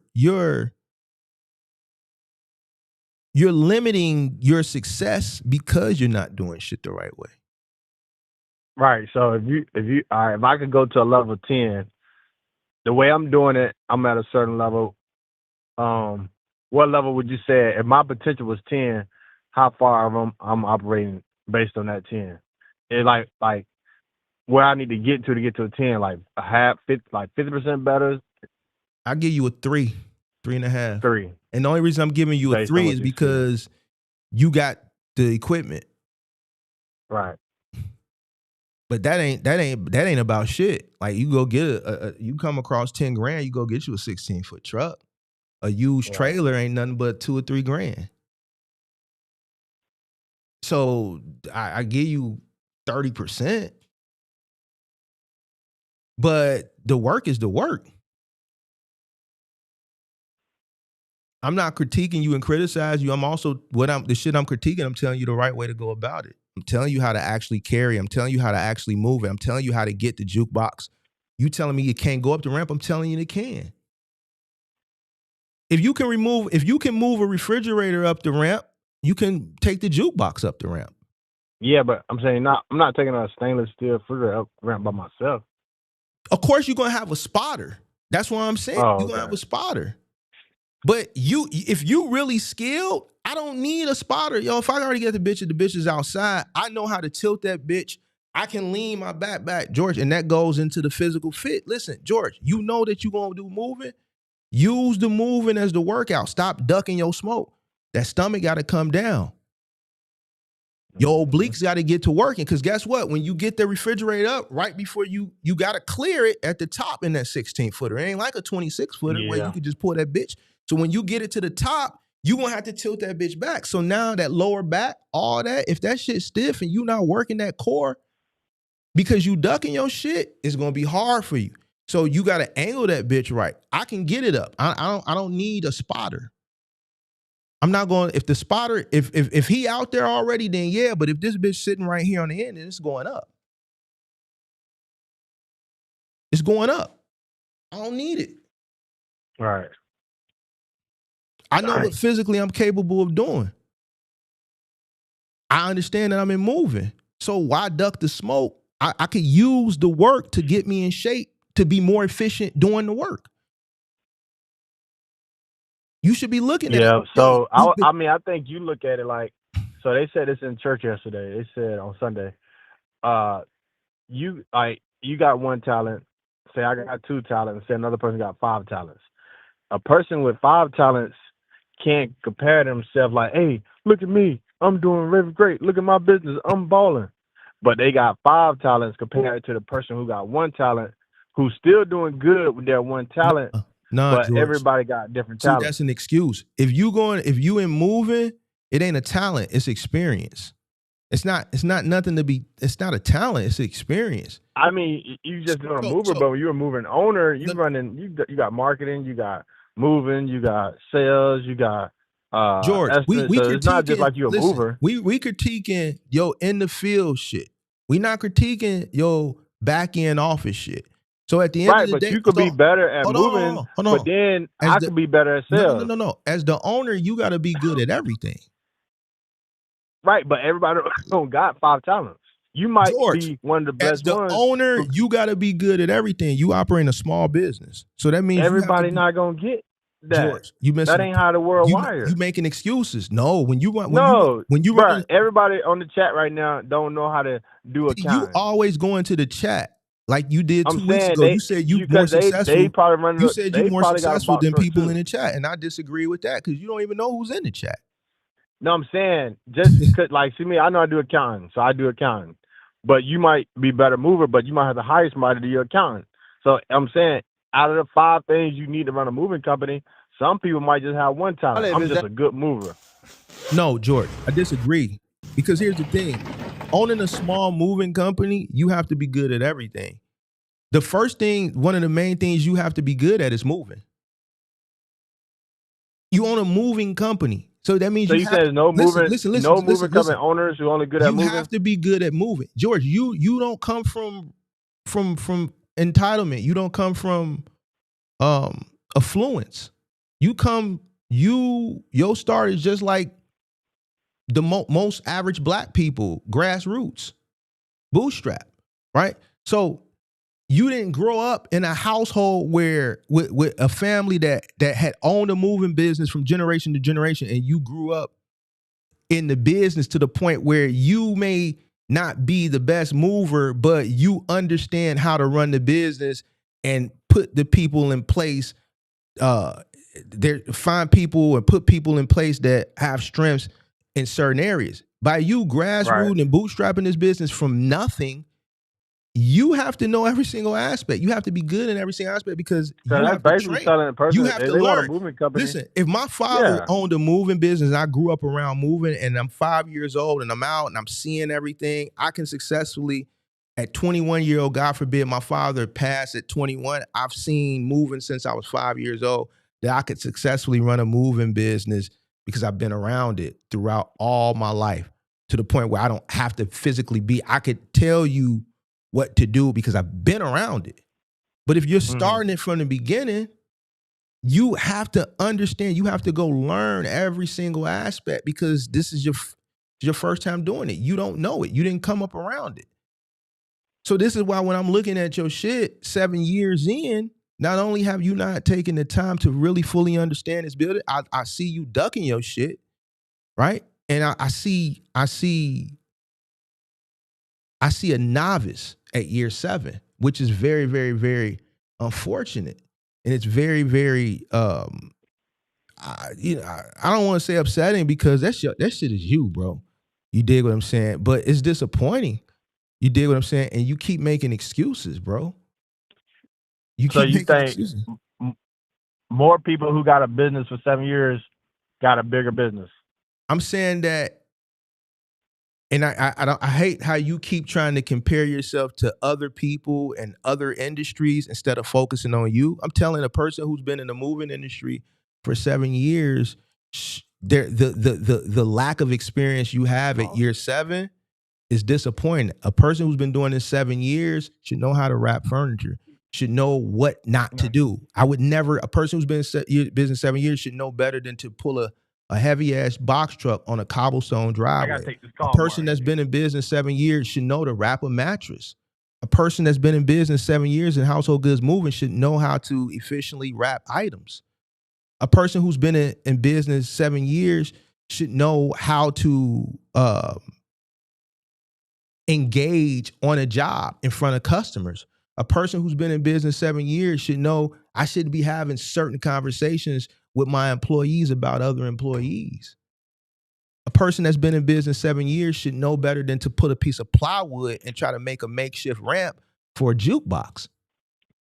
This little 3/4 inch plywood and the jukebox probably 750 pounds. It's a possibility it could snap. It's not rated for that. A person who's been in business 7 years would have known to strap the bitch up before you even came out the house. A person who's been in business 7 years wouldn't sit here and try to go back and forth with me and tell me you can't take a jukebox up a ramp of a 16-foot box truck. That shit sounds ludicrous, bro. I've taken Sub-Zeros up a ramp. So you mean to tell me I can't take a jukebox up a ramp? I've taken True Coolers, Sub-Zeros up a ramp, but you telling me you can't take a jukebox up a ramp? You're telling, I'm not the only mover in here. It's other movers in here, and we're all listening to you say this. This shit is ludicrous, bro.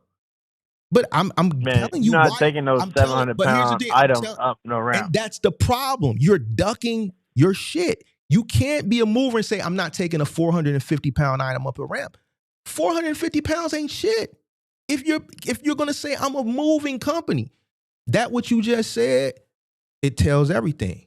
That's why you where you at. 450 pounds ain't shit. When you got a dolly, a hand truck, a ramp, and 4 fucking men. You mean to tell me you can't distribute 400 pounds amongst 4 fucking men? No, You just said it. I'm telling you 450 pounds can go up a ramp with 1 man. I'm telling you 450 pounds can go up successfully and safely with 2 men.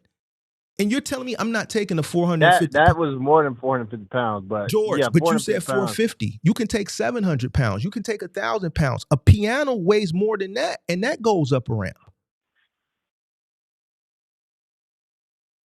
What on the next move, we move a 900 pound safe, and you see how we do that. Okay, George. No strap. Here's the thing. You're ducking your shit. You're making excuses. No, we moved it. What do you mean? The customer but you just said, man, I'm not taking no 450 pounds up no ramp. And I'm just like, why? The reason why is because y'all are ducking the work, bro. Y'all ducking the work. It's moving, bro. Normally we use that lift gate. If you don't want to do moving, then stop doing these big jobs with these jukeboxes and these pinball machines and these big ass coolers. And because I seen your guys, y'all running from the work. Y'all really should be running to the work because y'all niggas is out of shape. Y'all really should be running to the work and using it as a workout to get your ass in shape instead of running from it. Or stop taking these jobs that really, y'all really ain't in the position to handle and take something that's more befitting for hold on for y'all capability. George, I'm just keeping it a G with you. You got 2 fat dudes, an old man. Bro, we moving and we moving the further. George.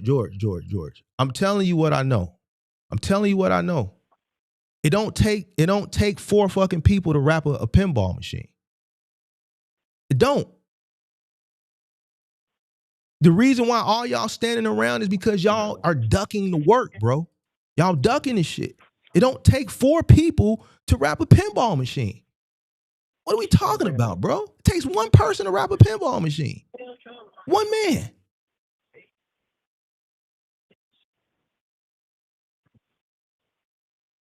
You know why? Because only 1 person can go around this bitch with shrink wrap. So you got 3 other guys just standing there talking like we saw in the video.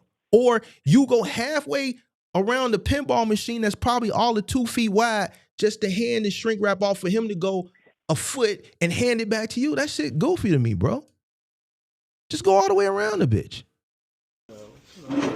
Have fun with this stuff. Look at this shit. Look at this, George. It's Tuesday and Wednesday. But I'm like, you were late Monday, Tuesday, Wednesday. Now you calling me on, he ain't never been up in time for work. Now on payday, he up and want to go to work. People looking at one fucking guy go around with some shrink wrap. You don't need 4 people to do this, George. It's a 1-man job. I could not believe it. His mama even called me. Yeah. I'm like, and then you having a conversation about another employee with 3 other employees. This shit is crazy. Look at this, George. Right there, top. Look at this. Right. It don't take 4 people to do this. The blanket should have been taped. 1 man can put the blanket, tape it. Then you hand it off. What are you handing it to? You can hand it back. It's a waste of manpower, George. These other 3 guys could have been in another room doing something else. Man. What are you doing? Whoa. The old man standing in the corner like he always is, not doing nothing, just looking.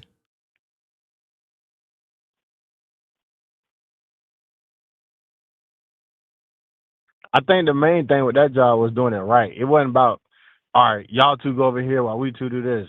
It was only 7 items, but I need to make sure all 7. Doing it right is being efficient. This ain't doing it right, George. What's doing it right about this? You got 4. No, I'm saying all us doing 1 item at a time. That's what I'm saying. George, that's not doing it right. You got 4 men on a job that's only 7 items. Really, you could have sent 2 guys or 3 guys to do this job. It doesn't require 4 men, first of all. So listen to what you're saying. It was only 7 items. All right, well, why you got 4 men there? Because now the 7 items are all heavy and big. Listen, That's George. why Listen. I'm trying to help you, George. But you want to, George. This is why you out there trying to figure this shit out, and that's why I'm here. See, that's why at 7 years, this is your operation. Because me on this job, man, why the fuck you standing over there? This wouldn't be happening. If I'm on the job, only 1 guy would be handling this. These other 3 guys would be somewhere else in another part of the house, prepping and wrapping something else to go out or carrying shit out.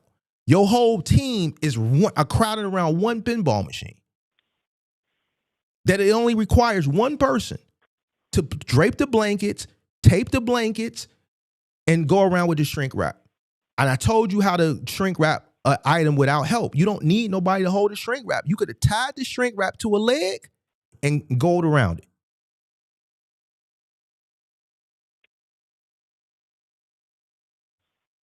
It's a 1 man. This task right here requires 1 man.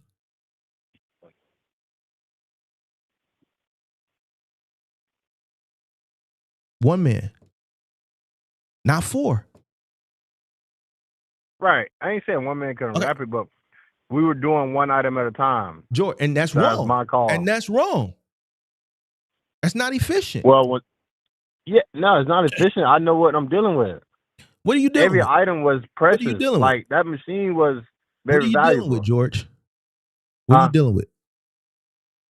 I'm saying each piece was valuable. It wasn't like we was moving What $100 does that items. do with anything, George? What are you dealing with? So we doing 1 thing at a time. Why? Because I don't want to hear, oh, this happened, that happened. Nothing What do you like mean? Would this So here's the thing. All it takes is 1 person. So you're doing 1 item at a time. That it only takes 1 person to do what y'all doing. So that means these other 3 guys are not doing anything, which we see they're not doing anything. So what's the purpose of doing 1 item when this particular part of the job for this particular item only requires 1 person? So you're not getting anything done. This guy could we be, was hold wrapping on, it listen and to me. moving Listen it. to me. This guy could be wrapping something else. That guy could be wrapping something else. If something needs to be taken apart, then somebody could be breaking shit down. Somebody could be carrying some of the smaller shit that don't require 2 men to lift out to the vehicle. You're on site commentating. You're not even working. So as the person who owns the company, as a leader, you should want the job to go seamless and efficiently. It would grind my gears to have 4 people on a 1-man job, and then those other 3 people are just standing there looking. Why am I paying you $25? I'm not paying you $25 to watch him work when there's other shit in the house that gotta move. So what you're saying doesn't make any sense, George. It makes no sense at all. If you're moving, say each item was $5,000, and you say, okay, everybody go wrap these items, but I'm the owner. I'm like, we're gonna do 1 piece at a time. We're gonna wrap this. We're gonna put it in the truck. We go to the next item. You got it, bro. Trying to talk to you, and like a lot of people, what I'm starting to realize, comprehension, bro. Like your comprehension, like you're not getting. I told you I had a 2.5 GPA. But that's fucked up. And George, that's fucked up. Go read you some books. Yeah, because as a business person to a business person, I can't even have a conversation with you because you're saying you slow. So I'm not finna listen. I'm not finna dumb down to your level, nigga. You gotta catch up. Because I ain't telling you nothing. Like you having a hard time comprehending why this don't make no sense. You having a hard time comprehending that time is money. You having a hard time comprehending efficiency. Time is not money with me because we're doing flat rate. Time is money, regardless of whether you doing flat rate or you charging by the hour. The longer the fucking job takes, even with a flat rate, the less money you make. Nigga, is you fucking slow? Right, but it's already set in stone. I already know how long. Listen. You got niggas standing around that's doing nothing when they could be doing something, George. Yeah, but I don't want them to break something knowing the value of each item. How they gonna break something if they trained? See, you telling on yourself. They not trained. Yeah, you, nah. you hold These on. items are. This guy told me they It were don't matter, irreplaceable. George. They movers. So if you wasn't Right. there, you there and you don't know what to do. So whether you there or you not there, these guys don't know what to do either way. So what? I just want to eyeball, George. You don't even know what the fuck you doing. So what makes the difference? But all four of us together, we become Mark. See? No, all four of y'all together will never be Mark. You crazy? We passed you actually. Listen, all four. Listen, I'm looking at it, George. It's 4 brains in here right now, and I'm telling you, one man would be doing this job. All 4 of your brains together would never equal me, bro. Because I don't do dumb shit, bro. This is stupid. If I'm paying a motherfucker $25, $30 an hour, they're gonna be working, not standing around looking at one motherfucker do a one-man fucking job. They're not getting paid by our flat rate. George, I don't give a fuck. George, you missing a point. Time is money, nigga. Efficiency. Work needs to be done. So how long you think that job took us? Man, I can't, bro. How long you think the job took George, us? you missing the point, bro.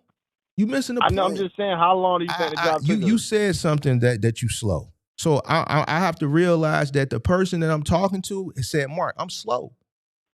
I lack critical thinking skills. I lack problem solving skills. I lack comprehension. This was my grade point average. I'm slow. So the more I continue to try to talk logic and try to help your black ass, the more I realize there's no hope. Because one, you don't want to consume, you don't want to understand the logic in what I'm saying so that your ass could be better. You want to continue to make excuses. You want to continue to duck your shit. Right? You want to duck your shit. And this is why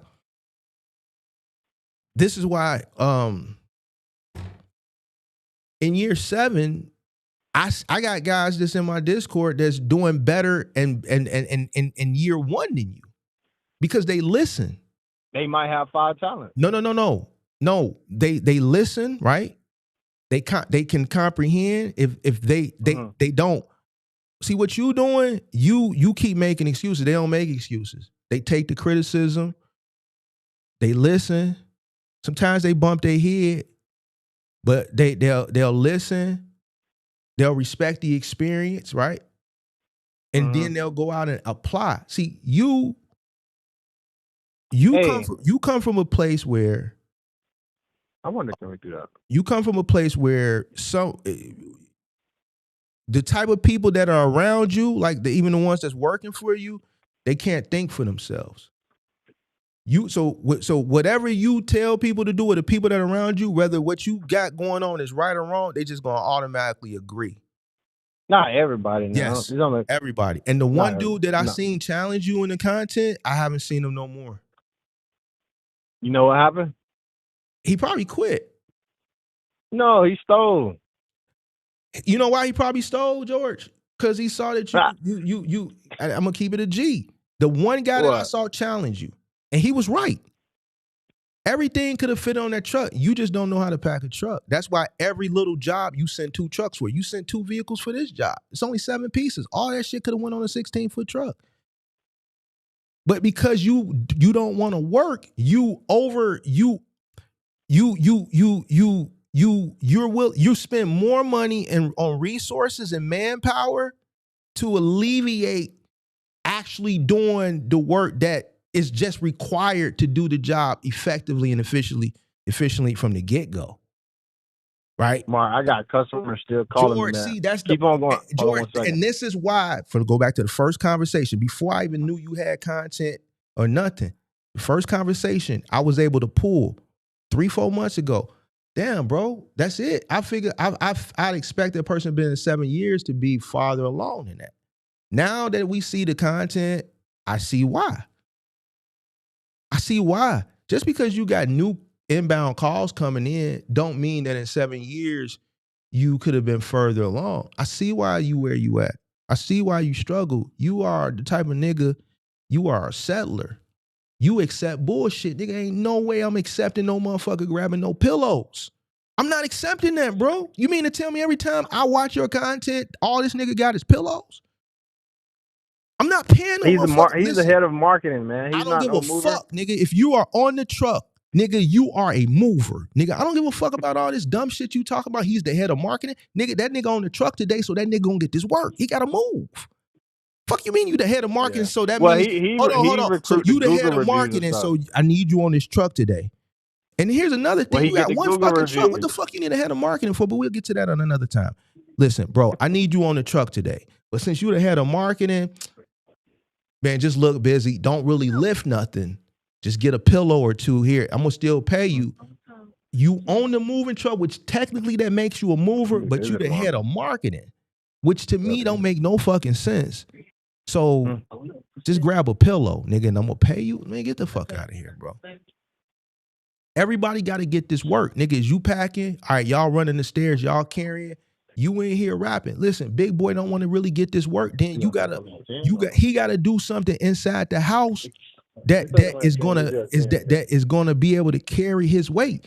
Ain't no reason why the two young bloods is doing all the heavy lifting and this nigga can just grab pillows and then get an equal slice of the pie. Nah, if that nigga ain't physically fit to run them stairs and lift, then you know what? He need to be in the house breaking shit down. He need to be in the house rapping shit. That nigga need to bend over. He need to bend his big ass over and rap, nigga. He need to break shit down. He need to be crafty with the tools, breaking these beds down, rapping these machines, rapping this shit, rapping that shit. He need to carry his weight and somewhere else. Since he's physically not fit to really do what the job entails. What do you mean he the head of marketing? What does that got to do? What does that have to do with what we see on this job? Because normally he not really moving too much stuff. George, but he in every video. He in every video, so that means you rely on him heavily. You rely on him heavily, George. She okay now. He's in every video. Then this nigga right here, he don't never do nothing. No, like all you he gonna do is get talk. 2 pods. Ooh, Fred. Oh, Fred. All he do is talk. Every video, all he do is talk. And then as soon as one conversation ends, he find a way to start a new conversation to prevent from doing work. And your goofy ass just be sitting up there talking to him. Yeah. So I'm not really trying to hear what you talking about, George. I ain't trying to hear this shit, George.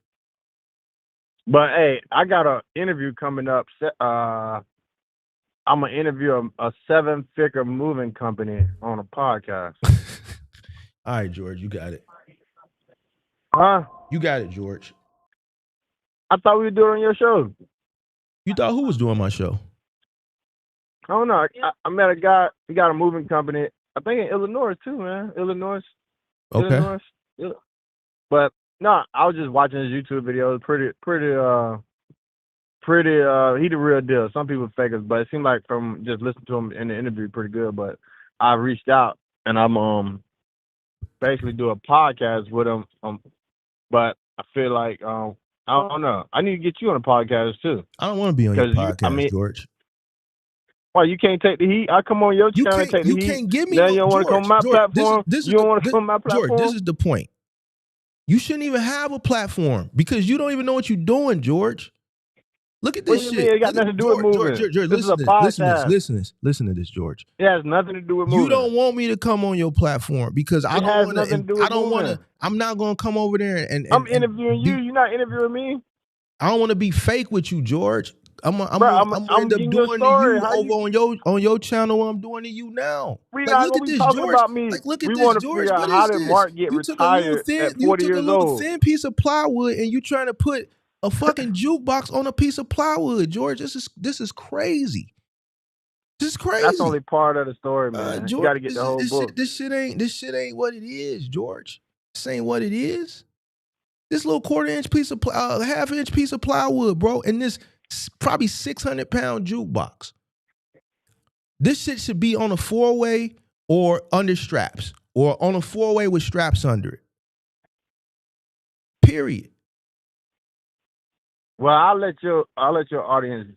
Once I do the interview, I'll let them see it. How about that, George? We already seen one of your. Listen, George, you want to be famous, and that's cool. Instead of being, it's right. See, it's one thing to be clouded and famous, but then it's Right. another thing to actually the business that actually pays you, which is this, to be Right. proficient, efficient in this. See, you are worried about being socially known in social media, which isn't going to equate to anything financially. This right here is what you should be focused on. And that goes back to what I said earlier, where you this is why your business is where it's at, because your priorities is in the wrong place. See, you want to be known. And that shit ain't I'm interviewing them. What do you mean? It ain't gonna account for no money. This is where you should be focused on. Right. My podcast is more therapeutic though. It's like go do your podcast, pimp. Go do your podcast. I'm done reacting to you, George. I'm gonna check you out, but I ain't gonna react to you. Probably. Hey, listen, you helped me though. You few months off. Did you see the clip art from that? Did you see the clip art from that video? It was a lot better. I'm getting better. You making me get better with my YouTube. I've never put in the effort into my YouTube videos. George, so now it's like, okay. Fuck this YouTube shit, George. Focus on. What do you mean? Focus on this. Get better at this. Focus on the moving. Yeah, okay. Because this is where you already behind. And this is what is actually generating revenue now. You want to be YouTube famous for what? I don't think YouTube famous. I probably spend less than George 3% of my time on social media. You keep talking about podcasts and YouTube videos. Fuck that shit, George. But I'm saying out of 100%, it's probably less than 5% of my time. George, fuck all that shit you talking about. Focus on this shit. Because this right here is crazy. Where I got the screen paused on, this shit crazy. Right. See, you don't understand why it's crazy, but a real mover, like, well, what the fuck is you finna try to do? First of all, look how unsafe this is. Second of all, this half an inch piece of plywood is gonna snap. This is not rated for this. This shit should be under straps. Period. What we talking about? And then I didn't even critique the rapping. The rapping Bodine. I didn't even critique your rapping today because it was so. Hey, look, I'm past. If Mark was the best mover, I wouldn't be seeing college funk. It ain't about being the best, bro. I'm just telling you what you need to do to be better. Me, Mark ain't never. And I'm implementing it. Mark ain't never finna do crazy shit like this. You know why? Because all this screams is, man, something finna fuck up and I'm gonna have to pay for something. I don't want to pay for shit, bro. So Mark ain't gonna go. Mark ain't ducking his shit. That's why Mark in shape. See, y'all ducking y'all shit. Mark know that this shit gotta get lifted. See, Mark ain't trying to MacGyver some shit to avoid the actual work. Mark going in like, damn, this shit we finna have to lift. Man, go ahead and get the straps. We gonna need the straps for this one. Man, let me go ahead and do my stretches. Let me put this strap on. Let me squat. You ready? All right, you straight? You good? All right, on 3, we going up, big dog. You ready? All right, on 3, 2, 3, go. We up. All right, I got you. All right. Hey, Mark, you got to stare behind you. All right, man, come on. I'm with it. Let's go. 1, I'm counting them bitches going down. 2, 3, I'm down. You down? All right, come on. You want to put it on the 4-wheel? Now this bitch already in the air. Let's go. Nigga, I'm not finna sit here and try to figure all this MacGyver shit out. Nigga, I'm already on the truck. I'm not ducking my shit, nigga. That's why you got a beer belly. That's why this nigga fat as hell. Because y'all ducking y'all shit, nigga. This nigga old and ain't really trying to do shit. Y'all niggas need to be squatting and lifting this shit, nigga, so y'all can lose weight. Y'all niggas fat, nigga, trying to be professional movers, nigga. What is you talking about? We can lift it though. That's the whole point. Or they wouldn't be calling us. No, y'all ain't doing shit, bro. No. Hold on, where Big Buddy at that's always carrying pills? Yes. I gotta catch a glimpse. Oh. But everybody? Well, big it's okay. 100. Yes, ma'am. Thank you. I didn't know how many guys were coming. 1, 2, 3. Whatever you can do. We gonna start bringing them little ones in here? Where Big Boy at? This is a clock or something. Okay, bring that right now. Where Big Boy at? And Google, she got. You didn't overpay. And unload it. Because y'all ain't gonna. All brother do is talk. That's all he do is run his mouth. He don't do it. These your only two guys, George. I'm just keeping 1,000 with you. This dude and the dude that's pulling the dolly out. The rest Jordan of these Omar. niggas you got ain't on shit, bro. I'm telling you this, bro. I'm telling you what I see and what I know. I'm trying to find Big Boy. Big Boy coming in with that pillow. Not you in Murder Beat. Hold on.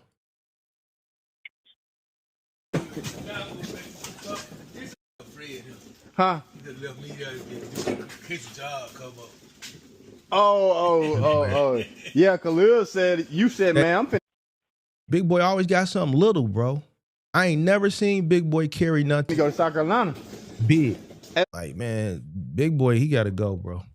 Big Boy got to go. Look. Yeah, George. I don't know, George. I'm working on it though. I gotta get. Everybody asks, do they got a license? They don't never got no license. The ones that I think can move stuff. Well, you know what that sound like, George? It sound like you need to be on every truck. And what I would do if I was you, I would take the two young boys and you and just run truck. That's really all you got. I do got one more guy. I just kind of started hiring him. And then what you need to do, George, you need to stop ducking your shit. You need to stop ducking your shit. You need to stop trying to find ways around working. And you saying you want to run a moving company, you got a moving company, then you can't have a moving company and then try to duck moving. It's just what it is. You got to lift, pimp. You can't run a moving company and try to avoid lifting. And that's what you try to do every video. This right here, it should be lifted. It's got to get lifted, bro.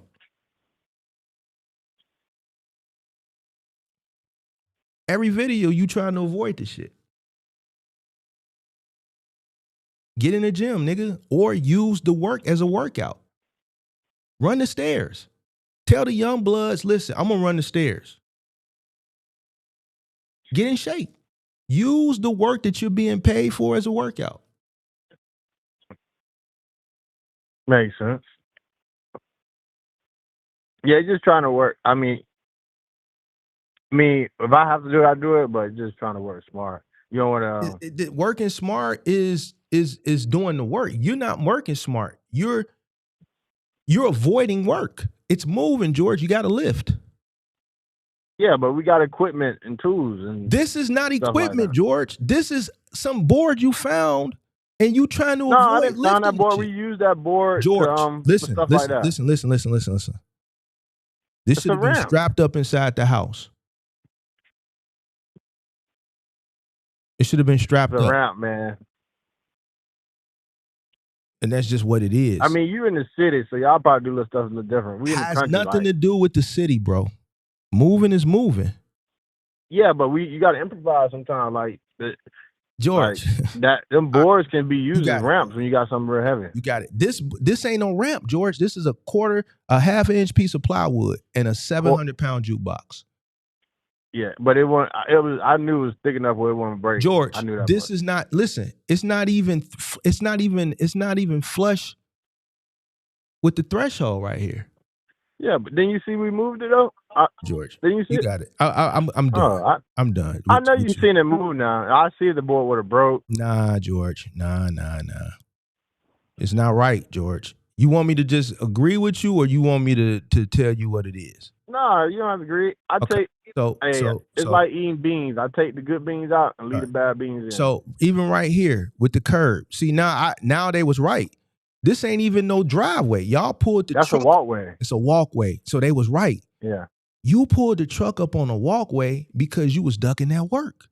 You backed the truck up on the walkway, on the cobblestone pavers driveway, because you didn't want to walk a few paces to the curb. You ducked. No. One of the items we thought we was gonna push on the truck, because you ducking your work, George. You could have just carried it out to the truck with the straps. You ducking your shit. Yeah, I ain't really use them straps like that. You know why you won't want to use the straps, George? No, you know why? I mean, it just looked like a lot going on. I probably got to try them out. No. What do you mean it look like a lot going on? You know why you don't want to use I the just don't straps, know how it George? works. George, you know why you don't want to use them and why you keep trying to find ways to avoid lifting? Why? Tell me why, George. Oh no, I did my share. How you think I made it this far? You ain't made it. All right, George, you got it. Yeah, You got it, George. I'm on vacation right now, and we got 2 trucks on the truck road moving. You got it, George. You ain't talking to no beginner, man. I've been doing this. No. I'm definitely talking to a beginner. I'm talking to a 7-year beginner. I'm talking to a 7-year beginner. I'm a businessman though. You looking at it as moving for 7 years, but overall my investments in business is running neck and neck with you. And I'm 37. You running neck and the last person that said that shit was a lie. Nah, I'm messing with you, but no, for what I'm doing though, man. I mean, I thank God. That's all I can do. I thank God for the blessing. I know I ain't doing everything right. So now you want to bring God in because to try to God did it. Like I'm supposed to 7 be like, years. That's where I'm at. Since you brought God in, nigga, we just gotta stop talking. I mean, I don't know if we you gotta stop talking like now because you brought God in. So now that just I'm saying the way you like. I don't want the people in the chat to think like you supposed to feel bad for me. Oh, he been. I don't feel bad for you. I'm trying to. No, help they might feel bad for you, not because the picture you painting, but they got. They're not painting the picture, George. It's a video that we watching that you uploaded. It's not. I'm not painting anything. But it may look bad, but it's not. It's a lot of fruit to come off that tree. Okay, George, I got you. So you plant apple trees, I plant orange trees. I just want you to do better, but I'm gonna be honest with you, George. Oh no, definitely. I'm giving you. You think I got potential to be in the Super Bowl? Yeah, so that's why you hard on my video. Yeah, but I get it. That's why I asked. I can't like because like if you didn't think I had potential, you wouldn't. No. It's not about the potential. It's about you. It's about you would say quit the moving business, get a new hobby, go get a job. I ain't gonna tell you to quit because you could be better. Right. So got potential. But you gotta want to be better, George. And what you having a hard time understanding is everything I'm telling you is right, but you just want to continue to make excuses. I'm implementing it. You know, this got ahead of market. What the fuck does that got to do with anything? Well, man, I work smart, not hard. George, you running a moving company, you got to lift. You can't keep but like some lifting. people. Eventually, you're going to fuck some shit up because you're avoiding doing what the job entails. You're scared to use straps. Why? Because the straps, you have to incorporate some type of... George, moving is physical. You cannot continue to try to MacGyver shit. It just don't work, bro. Like, you're going to have to lift. You can't say I run a moving company and bro, we live every day. I don't see what you don't, living. George. No, you don't. No, you don't. I see you drag so shit. I'm moving all this furniture and we living nothing. Makeshift ramps. I see you try to do everything to avoid actually doing the lifting.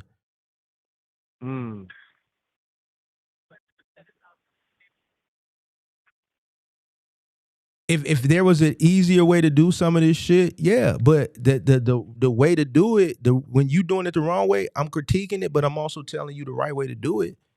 And I'm not wrong. There's people in the chat that are in moving and final mile. Like I'm not telling you wrong. Like I know you ain't telling them wrong. I just gotta get better I gotta get movers on board. But I'm working on that. This month coming up June, I'm trying to focus and dial in, and get systems in place. That's my goal for the next couple months. I think you need to, I'm gonna be honest with you, George. I think you need to get rid of the old man. I think you need to get rid of the 2 older fat guys. And I think you just need to work with the 2 young guys. And I think you really need to learn this industry. The shit that you should have learned 7 years ago, I think you really need to hone down and learn it this summer from the technique, the actually using the right equipment, to actually physically doing the work and stop avoiding the labor that, comes along with moving. You can't avoid it. You gotta lift. Like, I watch you move a piano. That should have been on the straps. Like, y'all drag that shit across that living room and then got it to the threshold, the shit should have came out the threshold on the strap. Y'all dragging it over the threshold. But don't you know the two front legs on an upright piano are very, very fragile? And once one snaps, it's a wrap, bro. Yeah. So why would you I'm just looking at that shit and I'm just like, bro, like that bitch got to go up on the side, wrapped up, but that bitch got to be strapped. Y'all moved the grandfather clock and didn't even take the pendulum, didn't take the bells out. You can't move a grandfather clock without dismantling the inside.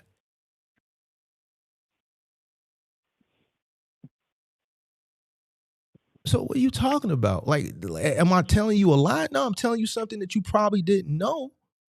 But I'm not telling you nothing like you cannot move a grandfather clock without removing the fucking bells. You can't do it. You did it, but that's not the right way to do it. You'll throw the whole fucking shit off, bro. You have to remove the bells. You have to remove the pendulum. You have to. If you're not gonna take the job serious, then why? Why do it? If you don't want to be the best at what it, like, why would you want to move somebody's grandfather clock without doing it the right way? It takes more time, absolutely. But guess what? If you don't know what you're doing and you're lazy and you don't want to actually do the work that is entailed with doing the job the correct way, then go find something else to do. This is very labor-intensive, tedious work. Right, but the people... Fuck the people, George. Fuck the people. It's about the integrity of doing this shit. You're dealing with people's shit. A motherfucker could tell me don't wrap my mattress. I'm not putting your mattress on my truck. We had a situation in the Discord last week with bed bugs. And this is a motherfucker, I ripped that motherfucker. I ripped him to shreds. You know why? Because anybody that watches my channel, I preach bed bug prevention. You've probably heard me go OCD about bed bug prevention, right? Yeah. Here's somebody that watches my channel all the time, but guess what they did? They moved the mattress they had. Oh, man. So you can't say, man, Mark, you ain't never talked about that. Anytime it come to a mattress, I say wrap it regardless. Wrap it regardless. Box spring too? Wrap it regardless for situations like this. So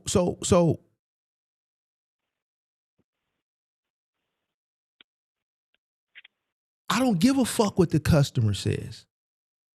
I say that. The customer ain't gonna pay this fucking employee's bill to remove bed bugs. Man, Mark, the last job we had bed bugs and now I got bed bugs. Man, Mark, I got them too. I was on that job, I got them too. Well, goddamn, if y'all took them home, that mean the truck probably infested with the bitches now. Yeah. You was on the job. So here's what I'm saying. I don't give a fuck what the customer says. Customer ain't right. This ain't hospitality.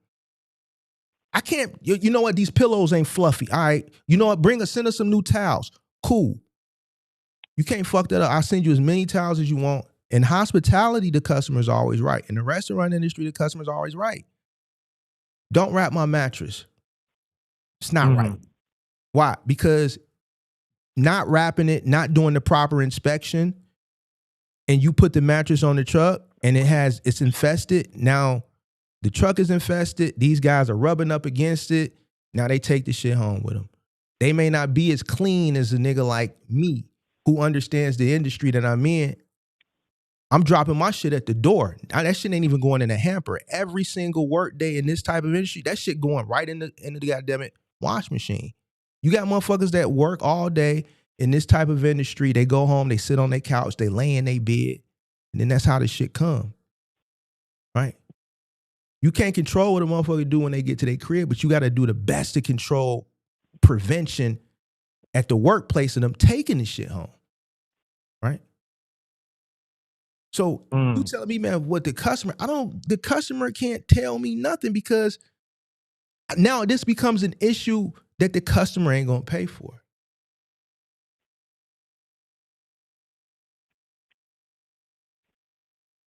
Yeah, move the truck on the walkway, it's fine.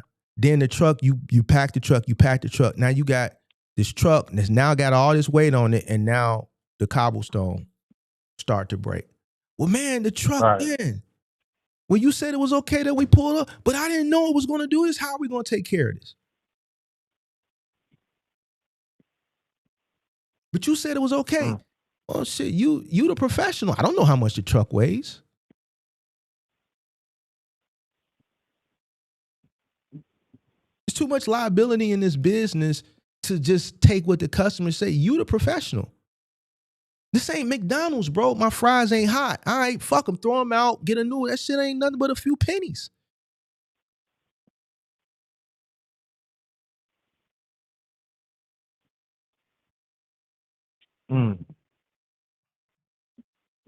That's what I'm saying, bro. Like, just talking to you, bro, it is upsetting to me, bro, because I just feel like, man, 7 years, bro. It's like I'm talking to a novice, bro. It's like I'm talking to a novice. 7 years, you may not, your acumen may not be where mine is at, but it shouldn't be this naive and this. It's like you got an adolescent mindset as it pertains to business, but you champion the fact that you've been doing it 7 years. Because most businesses go out of business in the first 2 years. George, this ain't no business. It's a hustle. It's a hustle. Yeah, it's a hustle. Tell. You know why? Because everything screams hustle. Nothing screams business. Nothing. Okay, so go from hustle to focus on the business. Yo ass is something, bro. You something else, George. Well, I took the word hustle out of it. Really, I meant the word personal. I need to treat it like you everything. running a legitimate business like a hustle. It ain't like you on a video in front of a customer talking about another employee, which you shouldn't do in front of a customer, but you damn sure shouldn't do it in front of other employees. You building a morale where now there's no boundary between employer and employee. They feel confident. That's why the old man just feel he know how to get the best of you. Man, just talk George to death because George gonna run his mouth. The owner of the company is not even being efficient on the job.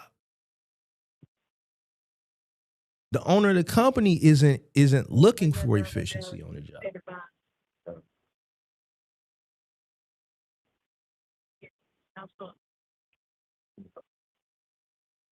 So it's not just because you getting by don't like that shit don't mean nothing to me.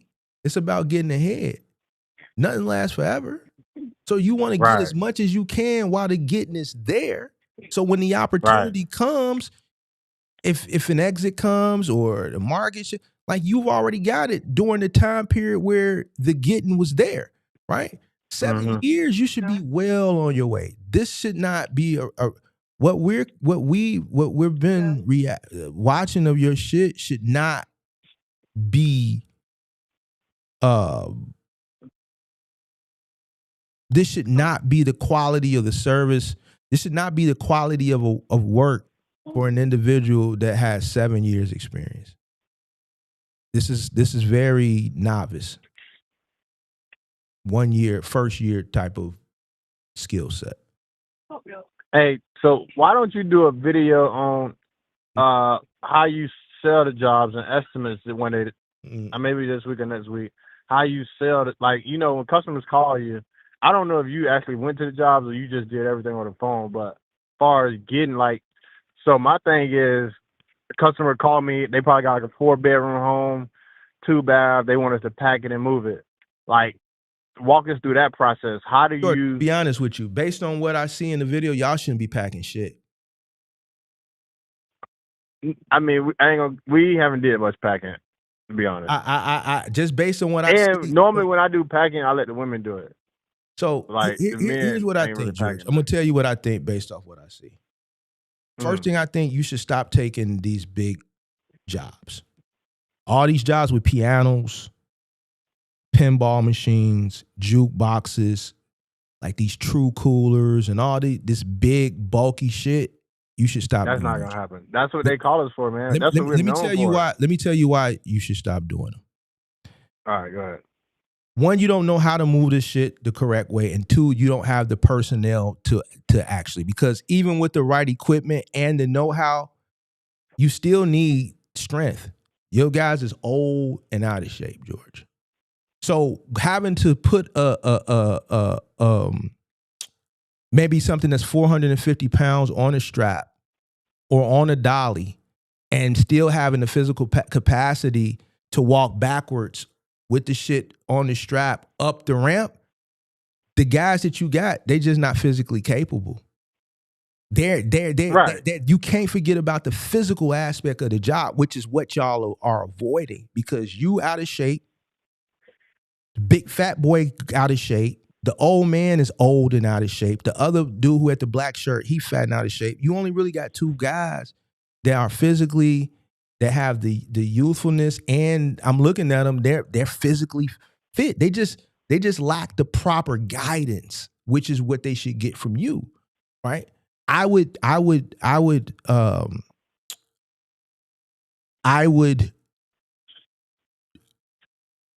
those advanced jobs that require the skill set to know how to lift this shit, know what tools to use, know how to maneuver, and the physical capability, I just don't think you're there. I think you should go to maybe apartments, mattresses, box dressers and shit like that. You haven't even mastered that yet. You can't fuck around with pianos and shit when you can't even move a mattress correctly, or you can't move a dresser correctly. If you can't move a dresser correctly, you shouldn't be fucking with a piano. Like, I watch you drag an upright piano across the floor over a threshold, and I was worried about that. You didn't know until I critiqued it that you had to dismantle the grandfather clock. So your skill set is not there to move this type of shit. Especially when you don't even know how to move a dresser correctly. So I think you need to go back to the beginning. I think you need to focus on like maybe studios, 1 bedrooms, common shit. Focus on common apartment shit, common house shit, learning how to do that shit correctly. So who's gonna do the big moves if I don't do them? Somebody, a company, Dogwood. Man, Dogwood, they running from me right now. Dogwood ain't running from you, dog. Dogwood is the big dog. Hold on, everywhere we go, see Dogwood. Listen to me. It don't matter who do those jobs. I'm just being honest with you. Based on what I seen, you're not equipped or qualified to do those jobs. You got to hold on, we George. move on 1,500 pounds. Listen to me, George. You got to crawl before you walk, bro. You got to learn the basic fundamentals before you can do the advanced shit, bro. You can't. I know what it is. You know what it is. I know without removing the bells. I know exactly what you're doing. I know what you're doing. All right, George. I'm done. I know what you're doing now. I'm not doing nothing but telling you the correct way. No, you are, because in real estate, people do the same thing. They try to make the field seem so complicated and so difficult. So me telling you that you have to remove the bells from a grandfather clock is making it no, you making it seem like moving is so difficult because you're me telling you that you got to take the legs off the upright piano is making it difficult, or is that just the right thing to do? You know what, George? I hope you get another grandfather clock. I hope it's an heirloom. Don't remove the pendulum. Don't remove the bells. Fuck the timing up, and I hope they sue your black ass. Go move another upright piano, and don't take the front legs off and let that one skinny little leg snap on that 750-pound piano because you didn't do what you were supposed to do, and then explain that to the customer how you can fix it, because you can't. All right? Explain that to the customer. I want you to continue to do these jobs the incorrect way. And then so you think all movers is as detailed as you? Somebody hurt themselves because you don't know what the fuck you doing and you ducking your shit. Then somebody hurt themselves and then they come sue you. And then maybe you'll figure it out. I'm not making nothing sound difficult. I'm critiquing. You making it seem like this is like we're going to change I'm done after this, bro. I ain't told you nothing wrong, but I know one thing. It's not as difficult as you're making it up. I know one thing. Moving it's not a job that's simple. It's not a job that's easy. It's not a job that's not backbreaking. It's a very labor. It's not hard either, though. No, it's very labor intensive. So if you know what you're doing, you know the technique, you have the skill set, you have the right equipment, that still doesn't negate the fact that there's lifting involved. So it's challenging from a physical aspect. It's very labor intensive. It's hard to a person who doesn't know what they're doing. To a person that knows what they're doing, it's still labor intensive. Yeah. Yeah, it's So- labor So intensive, you but can't. You're not talking to someone who don't know, ain't never did this or had for years, nigga. Yeah, but You don't can't- scare people and off then thinking here's the it's thing. that Here's the difficult. thing. It's even more labor intensive because there's a morale aspect of you dealing with someone's shit. So nigga, I'm gonna sacrifice my finger. I've sacrificed my fingers sometimes. Sometimes you gonna bang your shit because you in a tight space and I'm trying to make the turn. So now I'm rubbing, like my back is literally scraping the wall because this long ass couch is like, this the only way. Like my back is rubbing the wall as I turn. My elbows is fucking scratching. This is what it is. So we ain't I'm not sit here and agree with this shit when I know what the fuck I'm talking about and you don't. Nigga, there's no on everything I love. This shit right here, I would never did this shit. This shit goofy. All this is goofy, bro. This is all goofy right here. This is goofy, bro. This shit would already been on the truck because it would have been a strap under this bitch. We not ducking it. But at the end of the day, guess what happened? We both get paid the same thing. We both go home. Who you talking about? The job got completed. Whether you do it or I do it or Dogwood do it, we all got paid. See, the reason why Dogwood is steady growing and has grown significantly in the 7 years that you've been in business is because their quality is better than yours. It ain't because they white. It's because their quality is better than yours. That's why Dogwood is consistently growing in your market. And Is Dogwood in Chicago? No, Dogwood is in your. I've done research on Dogwood. Like I've been really focused on your market because you ain't the only person in your market that is in my community that operate. Oh, okay. So I'm real familiar with Dogwood. Yeah, I see Dogwood. So the reason why Dogwood is continuing to grow even still now is because of the quality of work. Their quality is way better than yours. In the 7 years that you've been active, simultaneous, they've continued to grow in that same 7 years. So what are they doing different than what George is doing? They're operating way more efficiently. Way more efficiently. How long they been in business? I forgot, but longer than you, I think, from what I remember. Yeah, they got to be a big company. They got a lot of stuff. They're still a privatized company, bro. Oh, they not all over the world. Okay. No. Okay. Dang. Okay. So and see how to you it feels like that? Yeah. And it's a white guy that owns that in your market. The reason why it feels like that to you is because they're operating so good and they've dominated that market so well to you that it feels like a 2 men in a truck. It feels like a All My Sons. It feels like a College Hunk. It feels like a Mayflower. But no, it's just a local company. Wow. Right? So the reason why they can continue to grow, one is because they're getting way more repeat customers, they're getting way more referrals, because their operations is way more efficient than yours.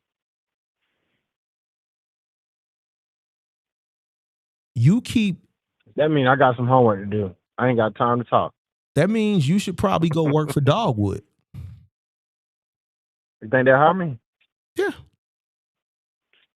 Make a call. Go work for Dogwood or go work for 2 Men in a Truck in your market and learn the moving industry.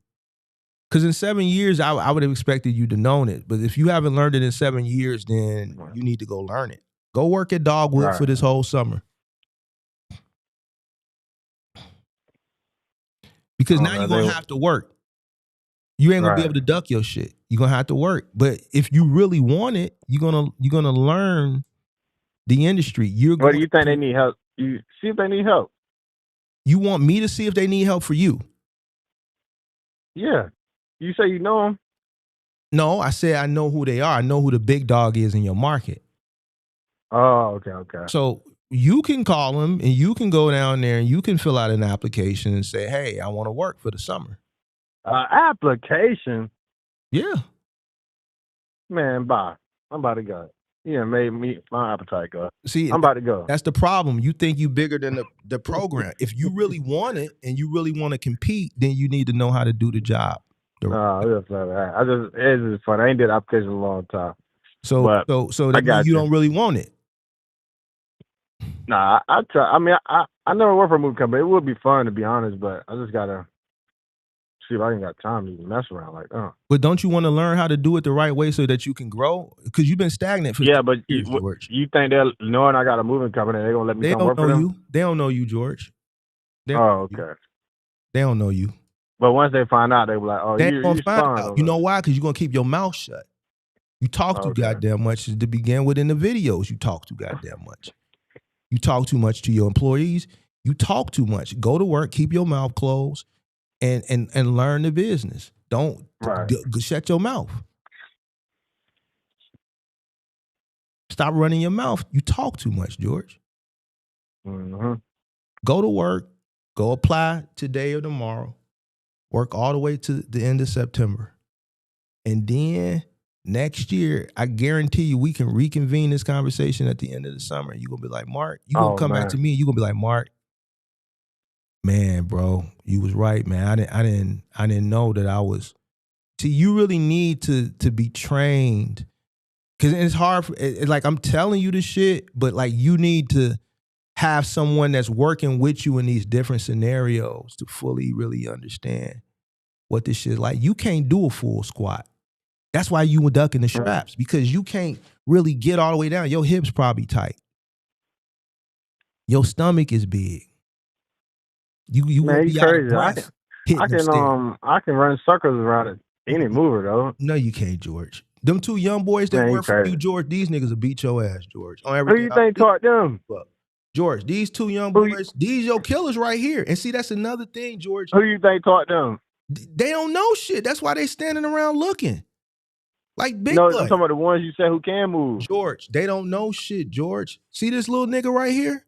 This little nigga right here, he want that work. See, I would look at this young nigga, I'll be like, you know what, this nigga, he's slender. He already physically got muscles. All he need is the right guys. I'm gonna work the shit out this little nigga.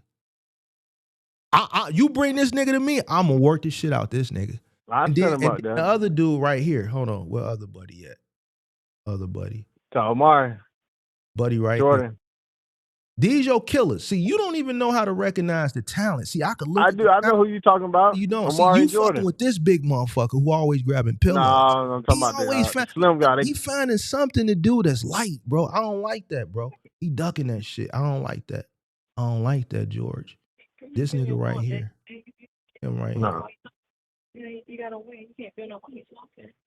This old nigga, like, you don't even need him. Hold on. These two boys right here. Damn. All right. In here. These two boys right here.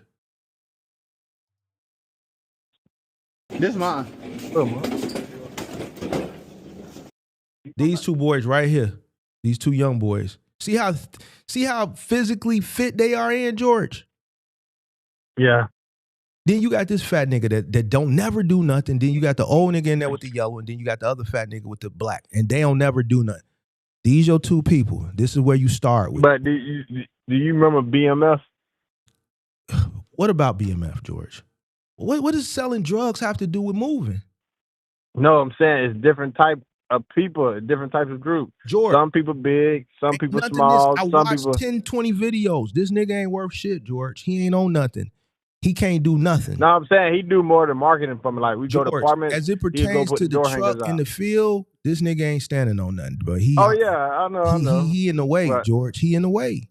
And I ain't trying to body shame him, but this, if he listen, if you know that you need to work and you need money, and he gotta know, look, he gotta be honest with himself. I'm fat, I'm out of shape, I really can't lift, I really can't hit the stairs with shit.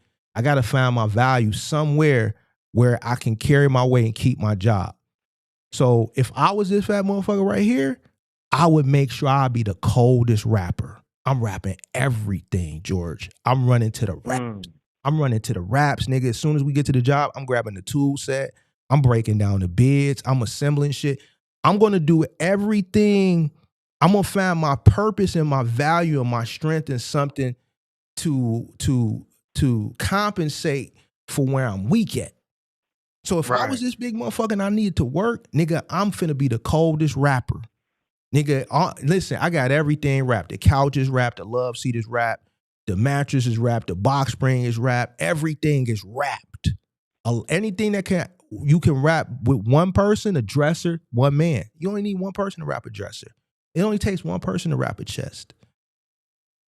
That's where he can go find his value, his strength, so he can earn his spot to compensate for where we know he weak at. I watched him in multiple videos. He can't go down the stairs without holding on to the banister, even when he ain't got nothing in his hand. The stairs, as long as they got a rail on it, George, but here's as a person who owns a moving company, that lets me know his balance is off. That means if he can't carry nothing without holding on to nothing. He gonna lose his balance. His core ain't strong enough. His hips is weak. His knees is bad. Nigga, you gotta see all of this. Cause why? It's a liability. So if he's not, listen, George, I'm trying to help you, bro. If it's not important to him to realize, yo, I can't keep up with these two niggas. Right. And this is moving. Let me find. But he's trying his best. You know, he was one of the ones that got one talent. Listen, his best ain't good enough. One talent. His best ain't good enough from what I seen, because I done watched enough content that what I told you he should be doing, he would have been doing it. I watched him stand around in a situation where you was dumbfounded. He ain't even opened his mouth. He ain't never even said, you know what, George, maybe we should do it this way. Maybe we should do it that way. Why? None of these guys at Walmart up there, y'all don't have the greeter at the door, and sometimes they don't stock the shit. This nigga George. Yeah, but they ring the bell when people walk in and say, "Hey, George." You know what I'm talking about? Walmart even got them. Walmart got them. The greeter at Walmart is usually a senior citizen, right, or somebody that's special needs, right? Right. Senior citizen is a greeter. Why? Because they senior citizen. And that's the one spot that Walmart can put a senior citizen, because they ain't gonna have them stocking shelves. They may not have them ringing because they're going too slow, because you got to ring in a certain time and shit like that. So they stand at the door and they say, "Thanks for coming to Walmart," and then they get paid minimum wage, right? The person, it's a special needs person, right? But George, this is moving. Yeah, but the job he owns is a two-man job. It's not a three-man job. This is household goods moving, which means you're lifting. Right, but I'm saying two guys can do the job. Fuck what you talking about. What you talking about ain't got shit to do with shit. Yes, it is, because you talking about him carrying pillows, and it's a two-man job. Listen, George. This is household goods moving, which means you're going to have to lift. It's a two-man job, though. George, I don't give a fuck if it's a one-man job. You have to lift, George. Pay attention. Right, but if it's a two-man job and he's the third person, I don't get the problem. All right, George, you got it. It's a two-man job. If you was in my truck, you would never get a third person in there with you. Man, bro, I swear, bro. Never. You would never have a third person in the truck with you. I got one. You I got work a bunch of niggas that compare working to slavery, and then we got George. Cooked, bro. I'm saying, if you was my mover, you would not have two guys y'all in the truck. niggas is cooked, bro. Y'all niggas I'm saying. Y'all cooked. Why do you need two guys in a 16-foot box truck? There's no job that you need three people in the box truck. Listen. Common sense ain't common. Logic is a thing of the past. Critical thinking is not present any longer. Problem solving isn't present any longer. Listen, this is the sauce. If you can problem solve, if you can think critically, if you can comprehend, you're gonna go places. Because most people that I'm starting to realize today can't do any of those. They can't do any of those, including this motherfucker that's on the other line right now. All right. If you can think critically If you can solve problems, if you can comprehend your competition in the space as far as employment, job employment, as far as business, is trash, bro. People today refuse to learn. They refuse to educate. They refuse to use this thing. They love to bring God in, man, because as soon as you get them in the corner, they bring God. Well, then here's the thing. Use the thing that God gave you. It's in between your ears. It's in between your ears. And it's probably the strongest tool that you'll ever have. So you It's think called your everybody's brain. brain It's called is the same level? No. Here's the thing. You can't say that. Here's the thing, George. You know why your brain ain't where it could be? Because you refuse to exercise it. You refuse to exercise it. Even with me giving you all this information, you refuse to consume it and comprehend it. I haven't told you anything. Yeah, I'm implementing. You talking about consuming it? You making excuses. Only thing I'm telling you is shit so that your black ass can win. You dig what I'm saying? But you want to make excuses. You want to duck your shit. You want to compare shit to BMF and compare shit to Walmart. I'm going to be honest with you, George. In household goods moving, when you're dealing with people's shit like they grandfather clocks, you can't hire a special needs person. A special needs person can't physically do this type of work. So I don't even know why you tried to even implement that into the conversation as an example. A senior citizen, George, as a greeter at Walmart can't do this type of work.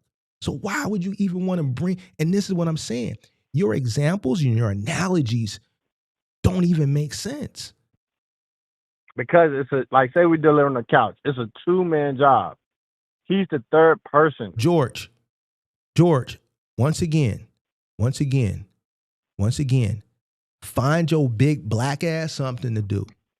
Find your big black ass something to do. Go find something to do. Make yourself useful. Nigga, if you go work a job and your supervisor always catching you ducking your shit, they're gonna write you up. Right. Nigga, is you but if he was hired to do that, is you running the business or what you. we talking about? Because if this we not talking business talk, then I'm gone. No. This is not a business. This kingdom, man. Kingdom work. So then nigga, shut the hell up and listen, nigga, because at the end of the day, I'm telling you, bro, this shit's starting to get frustrating because I haven't told you anything wrong, bro. I never sent you an invoice. People in my peers in the space, a lot of these niggas don't like me. They say, man, Mark, you give too much away for free. The game is to be sold, not told. I heard they tell me that too. So when I sit here and try to tell you this shit, nigga, shut the hell up and just take the information and apply it, bro. Like, I don't want to hear your rebuttals. Why? Because your rebuttals ain't standing on shit. Why? Because we can look at your content and see, nigga, that you don't know what the fuck you doing. Like, nigga, your shit is trash, bro. It's garbage. And I'm telling you this from a place of love because you're dealing with people's shit. I'm not telling you this shit to be bogus. I'm telling you this shit, nigga, because you need to step. I think it's bogus because you haven't pointed out one good thing. No, you know what? I'm not going. When I see one good thing, I'll point it out. But if you're the people in the chat told you it's a decent. They told you. I read it. That was trolling, bro. He was trolling, bro. And that's the thing. You so out of touch that you don't even know when a motherfucker trolling you. There's nothing decent about when he said that. I stopped it, and that person said, "Mark, that's me." That was another channel that he got. So you didn't peep that part, but there's nothing decent about 4 people standing around a pinball machine. It takes one person to wrap a pinball machine. There's nothing decent about that. That's three bodies that could be doing something else. But guess what? That customer moving soon, and he called and booked us to move his whole house. So he was very satisfied. So I understand you might not be satisfied, but we're satisfied. It's not about what you talking about. See, that's more excuses. I'm telling you what. I'm trying to please the customer. George, I can't this please is why the world. Dogwood is steady growing, and in 7 years, you still here. That's why in 7 years you still here, and Dogwood is running circles around you and steady growing. Didn't they just go get a whole? They just went and got a warehouse or something, from my understanding. I mean, I don't know about like that, but I do see that truck. So here is where what you got to come understand. It all starts with good leadership. These niggas is only going to be good as they leader. And that's why every time you get in a situation, these niggas don't even use their critical thinking skills and try to throw out ideas on how to get shit. None of y'all niggas know what y'all doing, but it all starts with you. So if you don't go out and attain the knowledge to be successful, then these niggas ain't gonna never be worth a hill of beans. Because they got to be trained, and the person that trains them is you, and you don't know shit, and you refuse to learn. So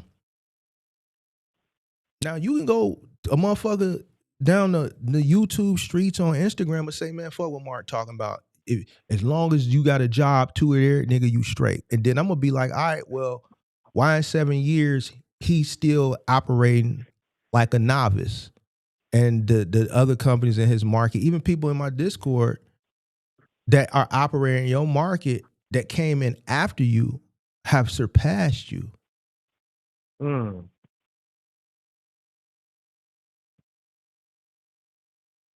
They should be very, very happy.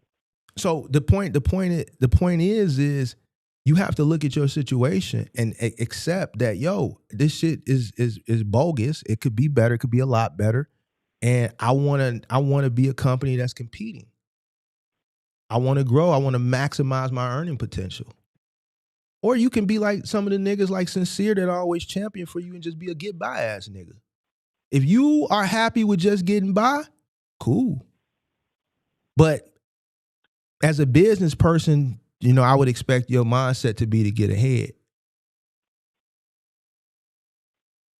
A get by mentality is that of an ignorant individual.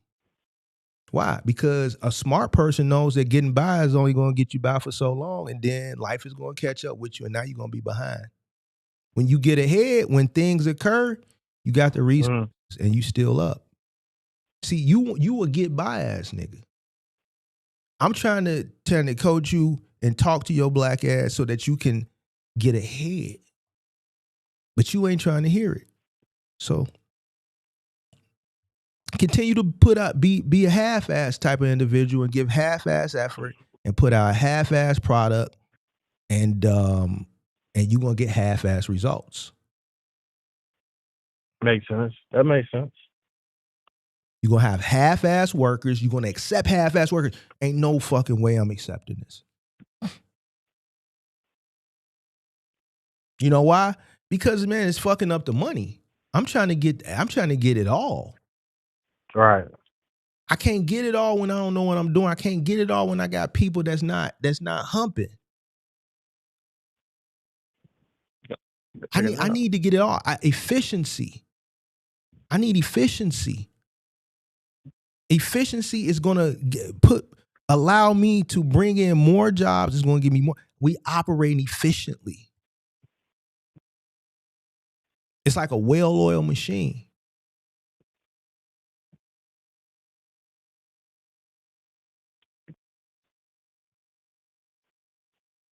So I don't know, George, bro. You something else, pimp. I don't know. I be trying to help you. I'm gonna be all right. Don't worry. No, I ain't say you wasn't, but shit, you dig?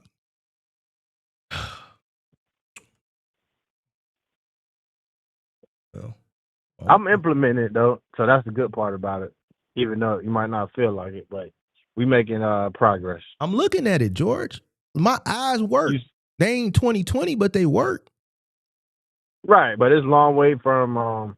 No, George. The reason why you getting this critique is because the first card you called up here and made it seem like your shit was together, and you tried to make yourself seem like this holier than thou, this, that, and the third. Well, you know why? Let me tell you why. And then we come to find out you got a channel, and I'm looking at this shit, and now I understand why in 7 years you still at the beginning stage. Tell me why you say you holier than thou. Say it again. Go ahead and tell me why, George, and then I gotta. I was gonna tell you why, because if I wasn't making profits and it wasn't employing about 10 people on payroll, then I would probably be like, all right, George, you should have a minimum in 7 years, 3 to 5 you trucks. can't say what I should have. I can say. Can say. You can't. I can say. You know why, George? Because I'm looking at your work. If you operated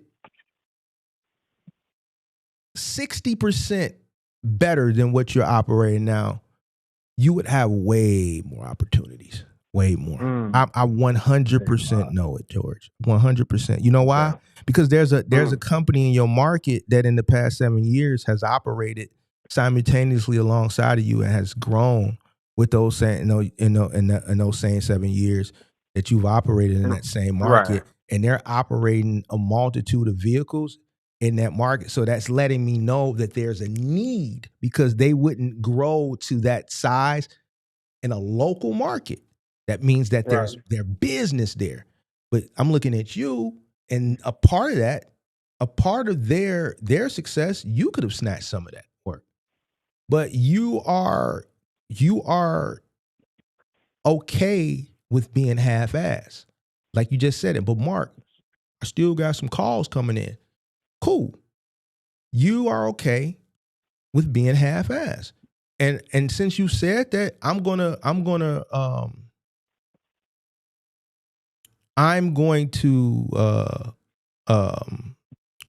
probably just retire from the conversation, because you're basically saying you don't want to grow. You're saying you want to grow, you want to make more money, you want to scale, but your work ethic, the effort, the lack of, is showing otherwise. And then you're verbally stating that, nigga, you okay with just being half-ass? Cool. Well, I've the never good heard a news is business person that I've deemed, or that wait, I'm says they saying want the to be good news successful, is is willing to just be the half-assed. good news is if I'm doing it halfway and I'm still this far, I can only George, imagine you're not if far, I was. George. You're not far. See, this is where we gotta. This is where Well, some people your gonna eyes deem, might be no, no, no, far, no, no. but you got So to this is think. where some people gonna deem this as hate, but it's not. No, it is hate You're not because you got far, to George. think. Let me tell you why you're not far. Right, people pay their rent off of working with this company. Because you're only showing us some shit. I 100% know, based on what I've seen from the piano, On what? from the grandfather clock, from all the moves that I've seen, that you got damages up the wazoo. There's some people that have come to you that want you to pay them. See, you're not going to show that. Based on what I see and what I know, you done fuck some people's shit up. See, you ain't going to show that in your content. I would. That'd be good content. You ain't going to show the fuck ups that you've Man, had you to pay crazy. for. I would. The people that steady calling you right now saying, George, why you ain't answering the phone? Because you nicked my wall. Definitely not. You broke my leg off my dresser. This, that, and the third. Man, yo, people call me, I answer the phone. I'm looking, George. So I watched your content where y'all wasn't wrapping mattresses, nasty. I'm watching content where y'all wasn't wrapping wood. Y'all did a job where the lady had pristine mahogany wood. Y'all didn't wrap a motherfucking thing. I'm looking at this shit, bro. I'm looking at this shit. I'm looking at jobs where the job where they had the mahogany wood, they hardwood floors where it looked like mahogany or birch. Really good quality wood. Y'all didn't put no runners in there. Y'all just wheeling dollies across the floor. I can't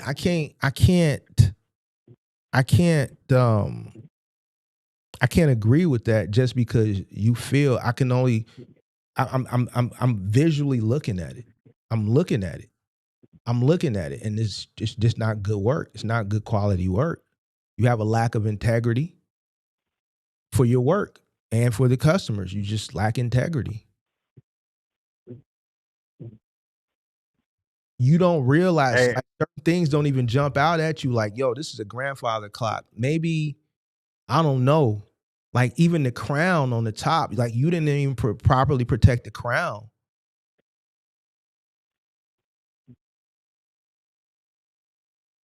Like, dude, what store can you walk in today and buy a grandfather clock? They sell them, but are they plentiful? Can you just walk in any furniture store and they just got grandfather clocks for sale? Most people that have grandfather clocks in their home are what? They're heirlooms. They've probably been in their homes for 30, 40 years at this point. Like, people haven't really bought grandfather clocks since the 70s and the 80s. Like, nobody's buying a grandfather clock in the 2000s or the 2010s or the 2020s. So any house that you go into where there's a grandfather clock, it's probably been there for 30, 40 years. It's probably a boomer. So that tells me, because I have common sense, George, that tells me that's irreplaceable, George, and I can't fuck it up. But I watched you go in and not even remove the fucking bells. Like, George, you can't tell me, bro. If you see how serious and passionate I am about this, because I know you can make a lot of money, but I also, I have integrity because I was raised. Listen, take care of the shit. I'm not never finna mistreat somebody else's shit. I'll fuck my shit up before I fuck yours up, George. I take a risk on my shit before I take a risk on yours. Because if it's your business, you should be passionate and you should have a level of integrity. I'm not never finna go in nobody's home or train somebody to mistreat somebody's shit, bro. Before business, I was raised to take care of, treat people's shit like it's your own. Mm-hmm. And when I watch you, I don't see that integrity there. And you on the tail end of your 30s, so I can't even put you in the category of a YN whose parent is probably, and they just ain't been raised like your parents are probably 60s or 70s, right? So I know you was raised with a level of wisdom and you was raised a certain type of way. So even outside the business aspect, going into someone's home, I think that would stand out to you. Yo, let me go above and beyond. I'm just looking at the nah, nigga. Like, no, I can't get that. That's the Air Force. So you could take it how you want, pimp. I'll take it with a grain of salt. Yeah, take it with a grain of salt. Whatever that supposed to mean. But yeah, I'm gonna implement it. I need you on the podcast though, man. I got the dude George, coming on. You shouldn't even be doing a podcast, George. This is not about moving. What is it about? My podcast is about working a job for 30 years that you don't like just to retire and die, but instead living your life, not only enjoying it now, instead of working a job that you don't like, enjoy your entire life. I think that's and also, I think that's very ignorant. I think the people that preach this online are ignorant, and most of the people that you see preaching this online, like the guy I react to, they don't have a pot to piss in or a window to throw it out of. Most of the people that you see online trying to. So you think it's okay to go through your whole life doing a job you don't like? Yes, your parents probably did it. Yeah, but that's not 1960s and if they did what they were supposed to do, then they're happily retired. My mother worked 34 years. She's happily retired. Yeah, but that was a different time. You don't think it's different now? Well, here's the thing. Like, George, most people change jobs every 5 years now. Fail. So everybody can't be an entrepreneur, George. Reality is reality. Like, people got to work. So you can the thing what I've realized since I've been doing this content, a lot of people live in la la land instead of reality. A lot of people can't think for themselves. Reality is that most people who start business, 90% fail. So in order to be able to take care of your responsibilities, you got to work. Social media and people have instilled in people's mind that working is the devil. And so you don't think you should do a job you like for 30 years? Huh? Like, you should do it. You should do something you enjoy, not like some people like hate Monday morning. I think life is about choices and decisions. And if you go out and you put yourself in a jam to the point where now you have to work because you created a family and things, and this is the job and it pays you well, even whether you like it or you don't like it, you got to deal with it. You got to do it. If you are a person who hasn't put yourself in that situation and you have resources and you can still figure things out maybe into your latter 20s or your early 30s, then that's that person. But I can tell you one thing for sure and two things for certain. Eventually, you're going to have to figure something out. And most people, and just being honest with you, most people have to work for a living. Not everybody is capable of being an entrepreneur. Not everybody has the mindset. Not everybody has the discipline. Not everybody has the resources. Not everybody has the risk tolerance. Social media told you everybody can, but that's a lie. Everybody can't for the reasons that I just discussed. Not everybody's risk tolerance doesn't have the risk tolerance to do it. Not everybody has the opportunity. Not everybody may not have the resources. Not everybody has the mental fortitude. They can't problem solve. They can't think critically. That's why most people fail, right? So 90% of the people fail. That 90% has to go out and do what? They got to get a job. It's not the other way. But I would say get a job you like. You know, don't George, just go through life. unfortunately, that's I make good money, but I hate my job. Unfortunately, that's not reality. Some people are gonna have to settle. That's not a good life. It is no. I think working a job, having a roof over your head, clothes on your back, and food on the table is good. See, more important. People have gotten away from what really matters. Having a roof over your head. Let me ask you this, George. And I want you to tell me honestly what you think. Do you think for me, it was enjoyable all those years? Running a movie? Doing moving? Yes. Do I think it was enjoyable? Do you think it was enjoyable? For me. You were making so much money that it made it kind of enjoyable. Okay, so, George, it wasn't enjoyable. The money is what made me continue to do it. And guess what? Once I realized, this shit I'm not doing this shit forever, I started really doubling down and preparing for the exit. So that required more discipline, more sacrifice. Right? Having this conversation with you, George, I'm being honest on everything I love. It's not enjoyable. I don't enjoy this conversation. You know why I don't enjoy it? Because I'm talking to a brother who I think has potential, but refuses to open his mind. He wants to make excuses. He's in a great position to put people in a position. He's in a great position to be a leader and a mentor and provide opportunity in his market, but he's limited himself. See, you're limiting yourself, George. You could be providing way more opportunities, but because you want to continue to do half-ass work, you can't bring on more people because you're limiting yourself. If you put forth more effort and you go above and beyond, your business will grow and you'll be able to give more people more opportunity. But you're lazy. You ducking your shit. And that's why your shit is stagnant. And that's why you can't provide more opportunity. You're in a great position. You got a great head start, but you're limited is your mind.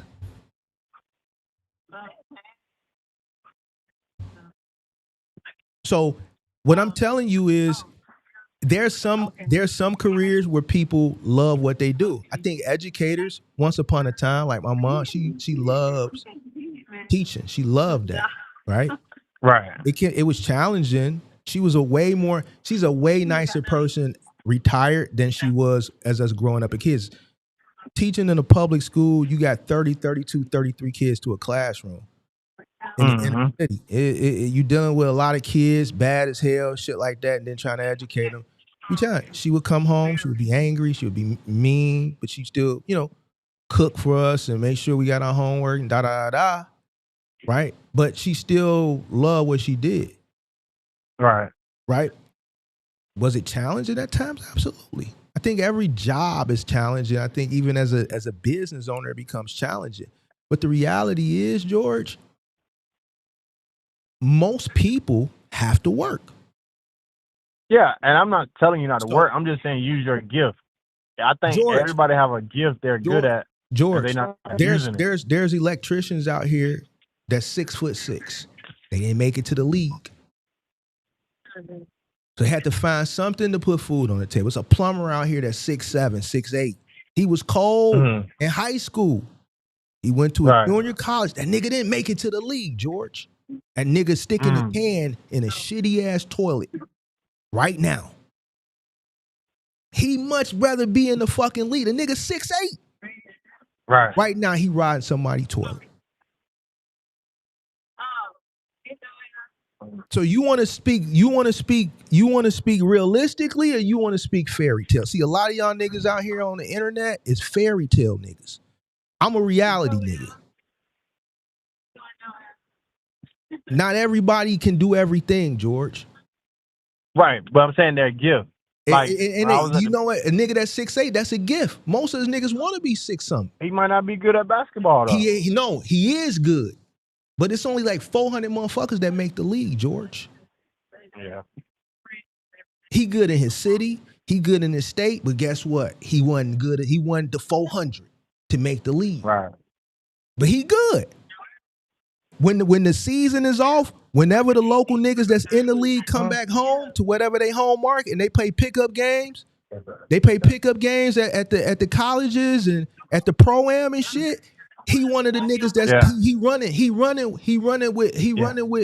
with Steph. He running with Braun. You'll see Braun out there. You'll see one or two retired niggas. You might see, goddammit, Michael Beasley running in some pickup game. You might see Braun. Then you might see Lance Stevenson. You might see motherfucking goddammit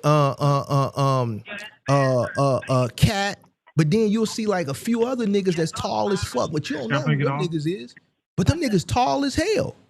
And they hooping too. Them just the niggas that made it to the city. They cold in the city. They cold in the state. They might have played overseas for a few years.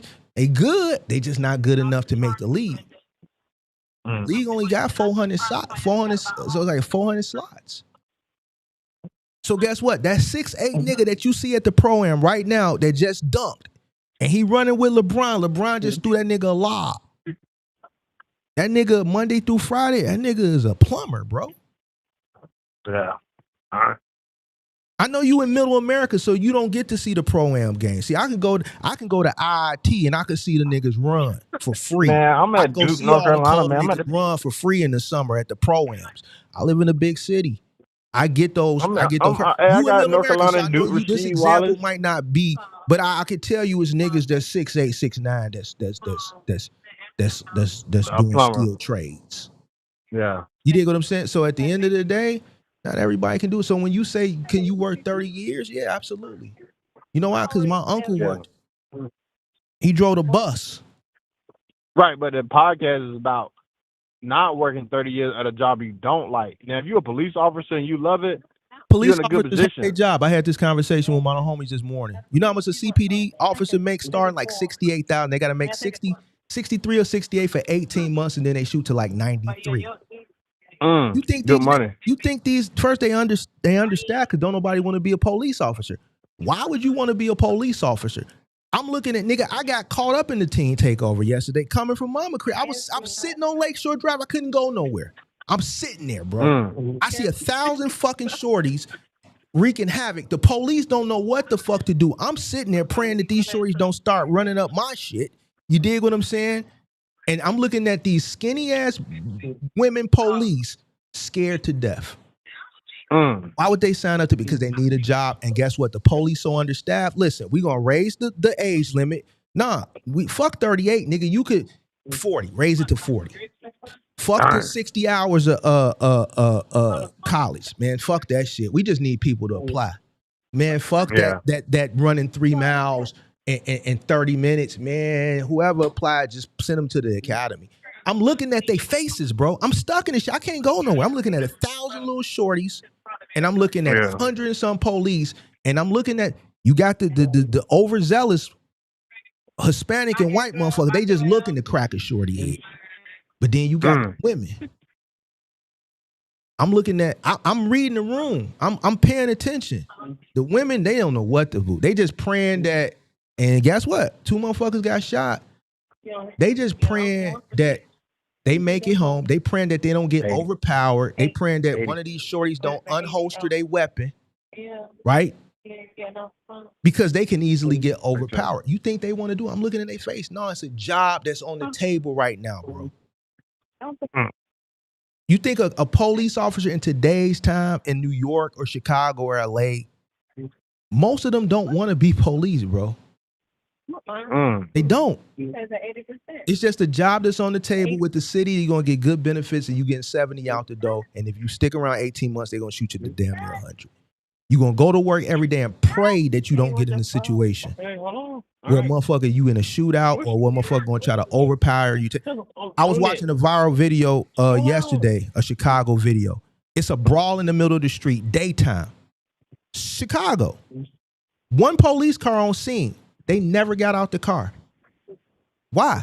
It's 7 women, 3 women and 4 dudes brawling. Clearly it's 2 women in that squad car. You know why they didn't get out? Because if those 6 or 7 people stop fighting each other and turn on them, it ain't like it was 2 dudes. 2 dudes, 2 men cops would have got out and broke it up. Sprayed, put out they stick. It was 2 women. They sat in the car, they turned the lights on, turned the siren. Them niggas was brawling right in front of the police. Them women never got out the car. If they really loved their job and cared about their job, they would have risked their life to break up that fight. No, they don't give a fuck. They don't care about it that much. It's just a job. If something else better comes along, they gone.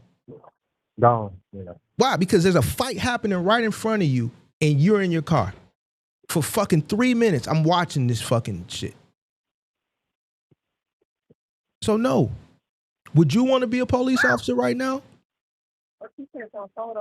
I wouldn't want to be one, not now or before. So most people that are signing up right now, it's a job that's on the table that's easier to get today than it was 10, 15 years ago.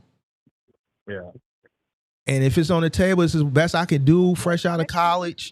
I'm going to do this for now. And then hopefully, you know, I'm going to keep going, try to get my master's in law. And hopefully I can get criminal justice, you know, go get my master's, use the city to pay for that, my master's, and then I'm going to study to be a lawyer, a public defender. A lot of people, they have to do that to get to the next level and to help pay for their master's so they can become a lawyer. Right. Most people don't want to be a cop.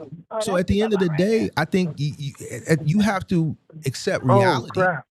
And you got to understand you got to work.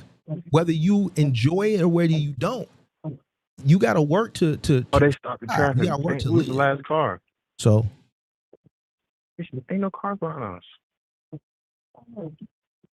You think carrying furniture is fucking like it's enjoyable, nigga? That shit ain't enjoyable. Nah, definitely not. It's a means to the next level. So you want to do a podcast and you want to do exactly what I'm against, but then you want me to come on your podcast. You want to instill in people's mind that they shouldn't have to work for 30 years. And I totally disagree. I think you got to work. What I know is that everybody can't be a business person. The data. Right. Now I get your story, how you got to where it's you not got nothing to do with my fucking story. It's the data. Most people that start a business I'm fucking saying fail. that's what the podcast is about. You want to tell people that they can not work and all this goofy shit. No, I ain't saying not have a. I'm saying do something that you like for most of your life. Like if I was still at the post office and I hated being a mailman. It's like I felt like I can't. You know, that's not a good life, George. Even though I hear you, but here's the thing. I think a lot of people, once upon a time, mailmen, that was a great job. Why? Because it was hard to get in there. It's a government job. But it's time to change. But here's the thing. My dad looked at it like that. Okay, so here's the thing. We're in a society now where social media has tricked y'all. No, it's not the same no more. Listen, it never stopped being a good job. It still is a good job. Being a letter carrier is it's a great job. Government job, yeah. Yes. So You deliver mail, you get paid.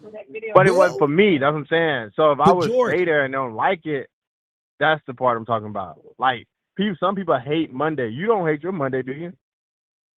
what's today? Tuesday? I don't hate no day. I thank God every day I wake up, regardless of what. Right, but some people, you ever been Friday? They be like, "Oh man, Monday gonna come here before you know it." No, like that type of energy. I don't. It's people like that. It's and you know what? Those are people that aren't thankful. Yeah, They man. ain't thankful, bro. Listen. People have gotten away from what matters. That's food, clothing, and shelter. Why? Because social media told you, no, being a letter carrier sucks. You should be able to go to Miami tomorrow. If you just want to wake up and go to Miami, you should be able to wake up and go to Miami. Working is slavery. And every time I react to some people and I challenge those people to come up, they never do. And they better not. Especially when it comes to work as slavery. The way I keep dismantling these motherfuckers as it compares to slavery is just disrespectful. I would never compare work to slavery.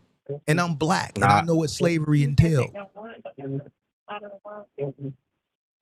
It entailed I wouldn't do hard that, but work I would without say, compensation. And you people are out here comparing working to slavery. Nah, nigga, I ain't with it. No, I'm saying you use your job. If you like your job, you're good. But if you don't, you work there. Not everybody gets their dream job, George. Not everybody gets lucky. Some you must got two lives. Because why the heck would you live a whole life and not do what you love? Listen. If you land something and it's paying good and you can put something on the table, you can keep clothes, you can put food on the table, you got roof over your head. Not everybody's gonna land a dream job. You gotta pray for it then. George, not everybody is going to land their dream job. In heaven, everybody got a dream job. We're not in heaven, George. Right, but he won't have it on earth. That's the goal. A teen takeover on my way home last night. That wasn't heaven. That was hell on earth. I'm watching shorties scare police officers. I'm watching 1,000 shorties wreak havoc on Lakeshore Drive on a fucking expressway, bro.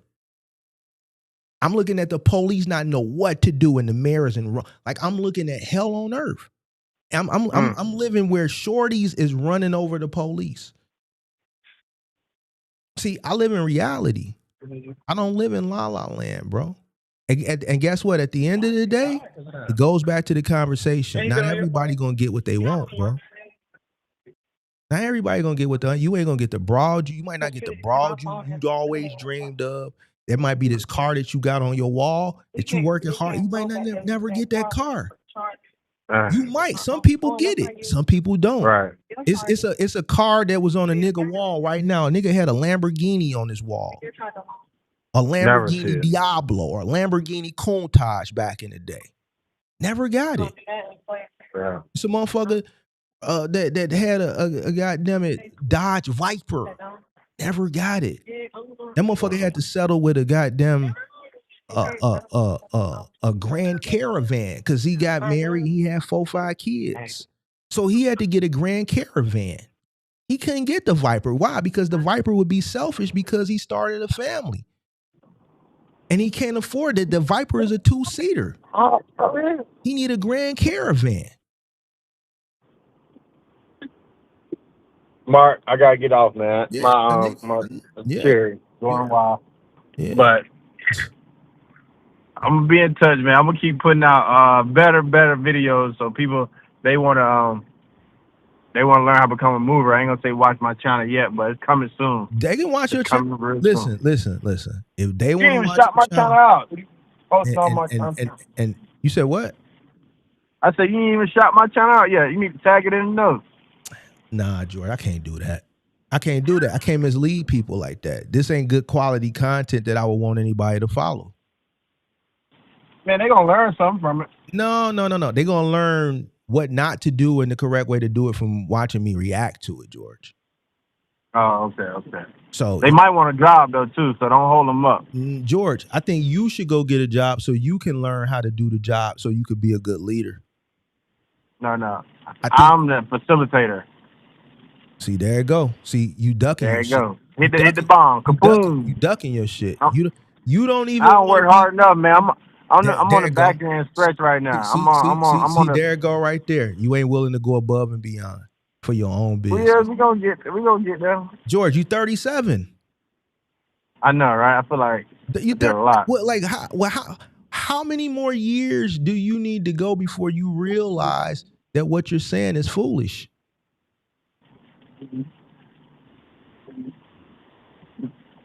This is What part about the movement? This is a person that owns a business that says, "Man, I work."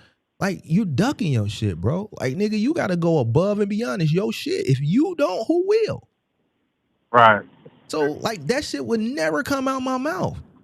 Don't sign up for this shit if you're not willing to go above and beyond. Man, I ain't feeling do it, man. I feel I work hard enough already as it is. Nigga. Yeah, you gotta realize I got here from real estate. George, man, listen, George, check it out, pimp.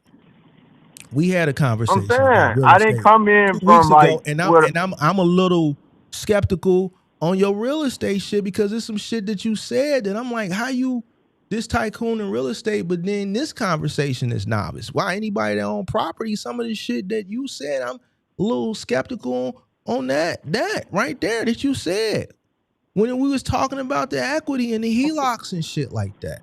So I'm like, man, George, I don't know. You don't know what, man. See, here's what I'm saying, George. You hanging around people who you've figured something out just to get by, but you ain't really hanging around the ones, because when you come around the ones, when you come over here, even on the real estate, I'm like, what, George? That shit, what you talking about? Nah, George, that ain't.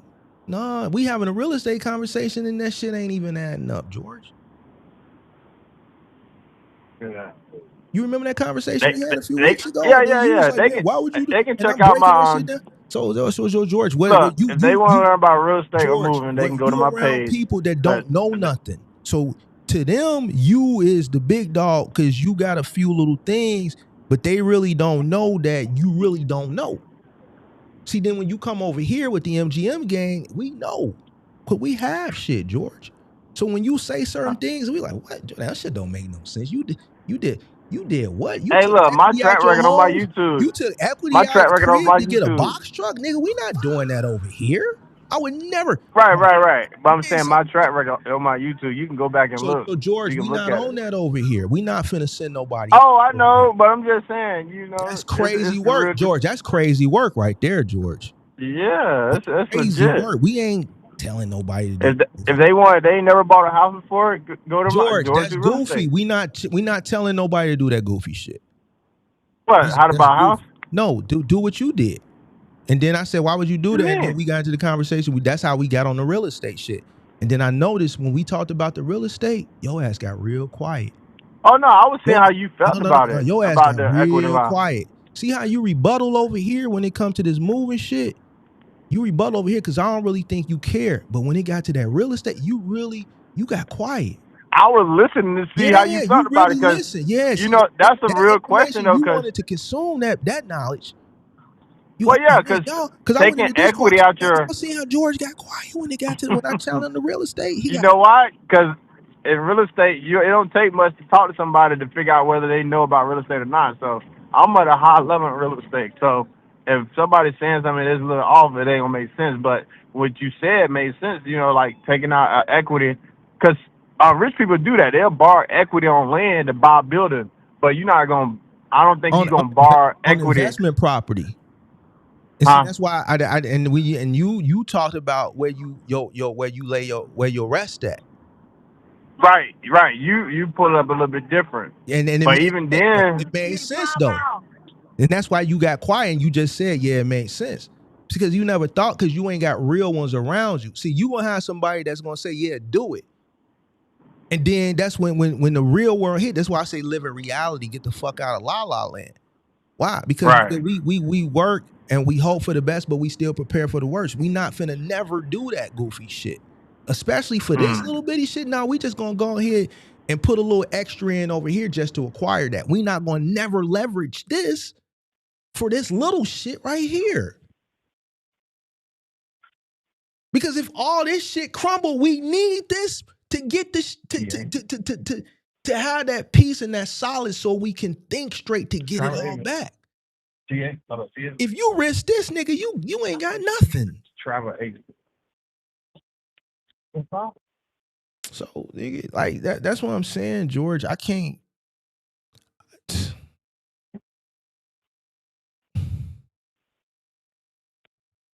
I wish you the best. Man, you have to wish me the best. God, just say God bless it, and everything will work out. When you see the Super Bowl commercial, you're gonna be like, man, I had that man on my podcast George, comparing him to Dogwood, but all right. I don't watch the Super Bowl. No, I'm saying this is gonna be the commercial. I don't watch the Super Bowl. You gotta watch the Super Bowl to watch the commercial. You gonna miss the commercial if you don't watch the Super Bowl. I don't watch that shit, bro. Like I don't give a fuck about that shit. See, you care about shit that see, all I care about is the bag. I don't care. And some people like Lamar, you gotta watch. I don't give a fuck about that shit, bro. I don't. I ain't watched the Super Bowl and motherfucker, man, we going to the Super Bowl. Man, nigga, I ain't coming to that shit. I don't care about that shit. Mark, where you watching the game at? Nigga, I ain't watching the game. Nigga, you in business. I rarely got a chance to see D Rose play. Once I started working in my business in 2010, I didn't see D Rose play none of them games. After 2010 on, I never seen D Rose play a game because I was always working. Like when I had time to watch D Rose, I didn't. A lot of them highlights from 2010, 2011, 2012, I never saw none of those games. Based on the shit that I see as far as your business is concerned, you really don't have the time to watch any games.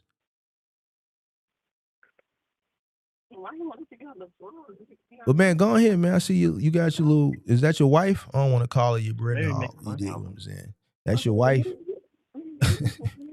Huh? You want to find the store, George? Hey, bro. Check it out. All right, Mark. Yeah, go I ahead. will. Yeah. All right.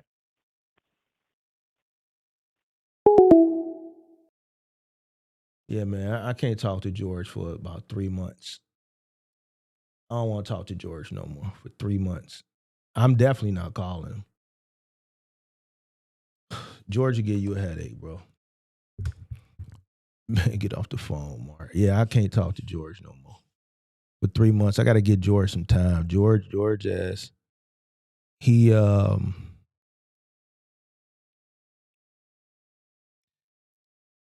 got potential, but he gotta he said, "Well, no, how about no more at all?" Nah, because eventually I know George. It ain't gonna be me calling him. He gonna eventually call into the show. So it ain't like I can avoid him, but like I can't. I think I've talked to him enough over the course of the past month that, you know, I don't know. I think George in a great position to do really good things, and he just gotta. His mind is kind of like, as a person who on the tail end of their 30s going into their 40s, you would think he'll be a lot more receptive, and a little bit more mature, right? As it pertains to business, you would expect his acumen to be higher, right? But he's still in la la land, and you can tell he consumes a lot of content, and he allows the content and the information that's being perpetuated, which is programming, right, online, and he's not using his own critical thinking skills to realize that a lot of the programming that social media ain't nothing but what the radio was to us back in the day, or TV. It's just programming. Certain things is pushed, certain things is suppressed. I'm looking at like a lot of the shit that's going on, like these teen takeovers, they starting to spread throughout the country. I think they started here, and by me being stuck in one yesterday, I got a chance to see it up close and personal. I'm just looking at the police really not do nothing. So I'm like, damn, is this some type of social experiment to see how people or teens or maybe black people would react, you know, in chaos? Is this some type of social experiment that they just letting happen? I'm like, man, why don't y'all start arresting some of these shorties, rolling some of these? arresting their parents. Y'all just letting this shit go on, right? So when I look at shit like that, and then I look at social media and I see what is being pushed versus what's being suppressed, not as it pertaining to trucking. I'm just saying in general, right? I see certain shit go viral as it pertains to red pill relationships. Certain shit go viral as it pertains to business. Certain shit go viral as it pertains to finance. Certain shit go viral as it pertains to trucking. And then a lot of the shit that is getting pushed is complete bullshit. It's misinformation. It's misleading. It's shit that, as it pertains to our culture, like black people or black and brown people, it's shit that's just, it's not shit to break up the family, shit to keep, to push you in the wrong direction. Because they know people ain't going to consume that shit, process it, critically think, and say, yo, this shit don't even make sense. The whole work is slavery. All that shit is being pushed. All that shit is being pushed. Those people that are doing those videos on TikTok about working in slavery, all that shit got 10,000, 20,000. Like, that shit is being pushed. Why? It's the dumbest shit. Work is not slavery. We looked at the definition. We're smart people. We know our history. We know what slavery entailed. If you work a job, it's not slavery because you're being compensated and you can leave. But people will say, no, Mark, it is slavery. No, nigga, you're just unhappy and not satisfied. Or you refuse to do what you need to do to put yourself in a situation where you can get an opportunity that can bring in more revenue. Or you went out and made a bunch of mistakes and now you have a job, but because of the mistakes that you made, or maybe some things that you did as an adolescent, or maybe some things that you did prematurely, or maybe some things that you did irresponsibly, right, is affecting the revenue that's coming in. So you don't have discretionary spending because of some of the choices and decisions you made. And instead of you owning up to reality, the choices, the decisions you made that put you in this situation, you just rather say some dumb shit like work is slavery. Nah, man, I disagree. But yeah. Okay.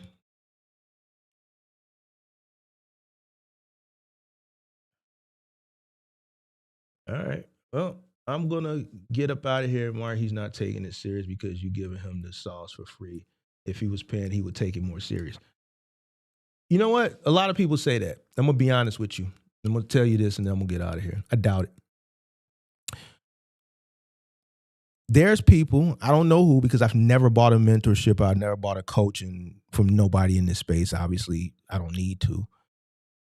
But I'm pretty sure that not everybody that provides coaching or mentorship is all Google. I'm pretty sure in some of these coaching calls or ebooks, somewhere there was some value somewhere.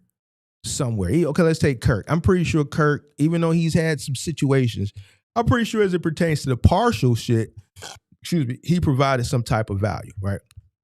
Now, if you look at somebody like Vernon, who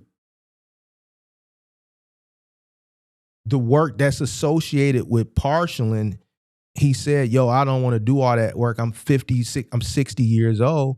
Okay, well, then that's why you're not going to be successful, because the work that you need to apply to be successful in partialing, you're not willing to do the work. So then what happens is you go back to the internet and they say, oh, well, this person is trash. Now I can tell you this. The information I gave George, if George would have paid me for that, I can 100% tell you that George wouldn't apply it, even if he paid me. Why? Because the information is the information. If you're getting value, whether you pay for it or not, if you want to be successful and the information is value, you're going to apply it. If it's free, that means you save money. You pay for it, he's still not going to apply it. There's so many people that have paid for shit I've seen with other people and still not go out and apply it and then blame the individual, right? Instead of blaming themselves. If George wanted to be successful, he wouldn't even need to go hire a coach or a mentor. He would go and do whatever he needed to do. He would be self-motivated to get the information. He would be self-motivated to want to learn systems. He would be self-motivated to want to run an efficient moving company. He would be self-motivated to be the best. He would be self-motivated to grow. He would have saw 6 years ago or 5 years ago or 4 years ago or 3 years ago or 2 years ago, why am I in the same place that I was in 7 years ago? This man has 7 years and not in year 6, not in year 5, not in year 4, not in year 3, not in year 2. Did he sit down and do an assessment of why he's stagnant?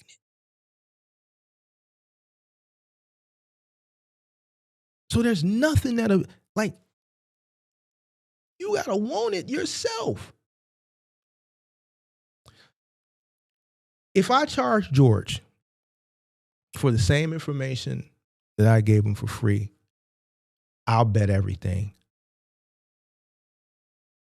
he would do the exact same thing. He would do the exact same thing whether he paid me or whether he did it for free. I gave him to it for free. The results would be the same. Because guess what? The application, I can't do that for you. He's lazy. He's not motivated. He's not ambitious. He's not ambitious. He refuses to go above and beyond for his own creation. He's used verbiage that says that. I work enough already. Man, I'm working smart, not hard. And then a plethora of other excuses. Whether he paid or he gets it for free, the application that's associated with household goods moving, he ain't gonna do it. He's just not in him. The truth of the matter, who said this? Dixon, it's not in him. The shit that may be in you, the shit that's in me, pause, the shit that's in some of the other people that are in the chat, that dog, that ambition, that willing to go above and beyond, that person who's looking at what they got going on constantly and saying, how can I make my shit better? That striving for perfection, that ain't in him. That's why he where he at. 7 years, he's never once asked himself that question. That's why he's where he's at. I'm out.